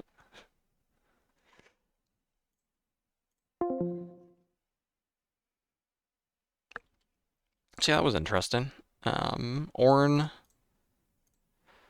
this kind of like Ornn stacking a lot better than expected. Pretty good with Spellsonger. It still does seem pretty like quite fragile. It is like a 4-piece combo. You always have the Ornn, so that's 1 piece, but then you need the Spellsonger. You need a way to keep him alive against the first removal spell. You also probably need some kind of counter spell, either to also keep him alive or to counter whatever thing your opponent uses to try to get around him. Um, and you need a way to move him around, which is either Shurelya's or Azir or Emperor's Divide. Azir overall, he seems pretty strong. Um, Still figuring out what exactly he wants. I'm not sure about Guardian Angel, but the gear options are not amazing. I don't like Brutalizer. I do think Guardian Angel's better than Brutalizer. But maybe that's wrong, because you can make readied units and then it's effectively a +3. Or you can use, I don't know. I don't like Brutalizer. I do think Guardian Angel is better. I just said that. So, I mean, this at least builds itself where you play 3 Dorans, 3 Eyes, 3 Sterix, 3 BF Sword, and then one of these two as your last equipment, so you've got 15 total. And then after that, you need to figure out what you have. I think 3 Hidden Blade should be auto-include. I think that these Sand Soldier cards should be auto-include as well. So that's 27 cards already. And then you have some slots open after that. Which Defy Discipline are very strong. And then, yeah, not sure what else you really want. Blade Rune King too expensive? Yeah, it is definitely too expensive. I think Blade of the Ruined King is just worse than BF Sword in general, unless you have some very strong combo that lets you take advantage or negate the cost of killing one of your units. How much they sell for? 50k minimum. 50k minimum. And some of them for more. Such as the Kaisa one that Alan ZQ won. But nothing is final. Like, there are... It seems like the guy that's buying them...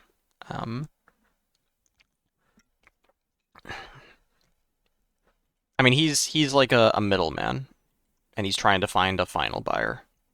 But it seems like from what he's said, is that the lowest cost ones are 50k, and he's trying to assemble the full set to then sell off as a full set to someone. But then some of the harder to earn ones, or I guess like more attractive ones like waifus, Ari, Kaisa, Misfortune, worth more.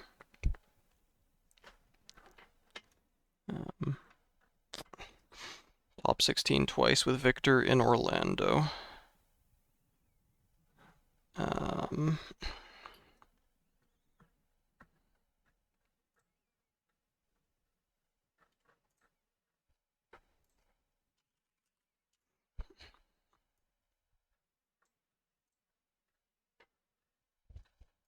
This deck?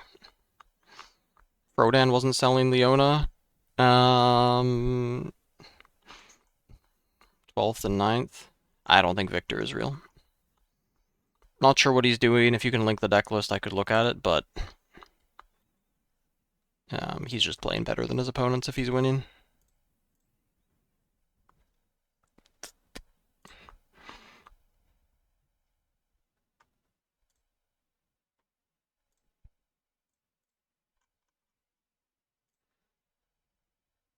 Victor Death Knell?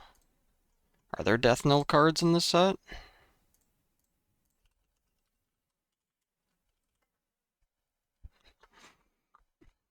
Mixologist and Forerunner are the only good ones? Alright, who is this Ryan guy, and what does he do?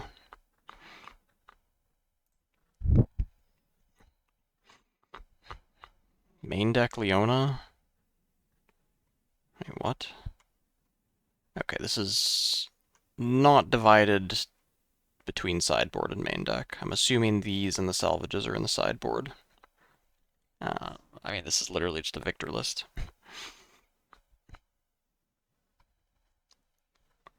I don't see how this wins. Like, maybe, does Victor have a good matchup against Annie? Is that what's going on? Is, like, you just Singularity, Hidden Blade, Call to Weak them, and they can't do anything about it? Like, I could see that. But I don't see how this wins against Kaisa ever. And this should also, I mean, it beats Aurora, but does it beat regular Master Yi? Annie rolls you? Okay. I don't know. What are you doing with this deck if you're just going to lose to the two most popular and strongest decks in the meta? Like, what do you beat with this deck? You beat Aurora? I guess you beat Master Yi. You probably lose to Set.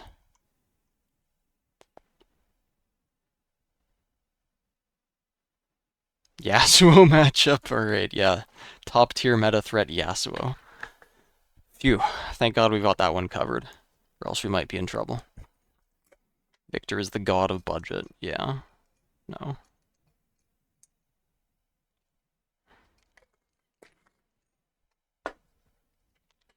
Alright, thanks for the follow, Aphasar and Winterstorm.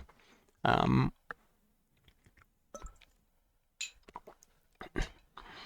Stream went longer than expected, but that's fine. I must go to bed, and then wake up tomorrow, and then continue working on the guide. Fortunately, Randy gave me the entire template that he used, um, which I'm basically rewriting to make everything more specific to the matchup, but a lot of what he wrote is like generally applicable, so there will be some similarities between guides that he's already written and this one. But all of the, details and specific information to the Teemo deck and the matchups is going to be completely new. So yeah, I guess I could show quick sneak peek. Got a whole lot of pages, and then I'm working on the matchups, which I'm on Master Yi, and then 6 plus some other matchups, and then we gotta work on VODs, but that's going to have to be when I get home again. So yeah. I thought that I had everything written out, but I really just had like a very basic overview without many details written out, and this still ended up being, I think this is like 15 pages that I wrote out, which then all got expanded into the guide. But yeah, thanks for watching, everyone. Maybe another stream tomorrow where I do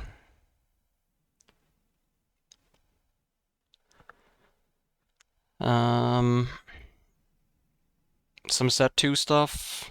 Maybe, but not making any promises. I might be going to a Nexus night. And then, yeah, #1 priority is finishing the guide. So there might not be another stream until I get home again on like the 27th or 28th. Not promising everything, but set 2 is turning out to be pretty interesting to play, so could stream some set 2. Maybe also, let me check my schedule, I guess. There is also Thursday night fights, so if I don't go to Nexus nights, then I could do that. 4 people? They got prizes for this? Or did they take out prizing?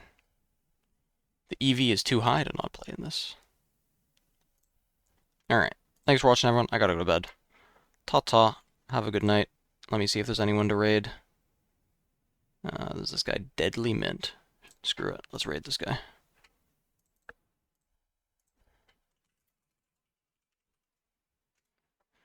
Go and rain RNG bonks upon him, since half of you have subs now.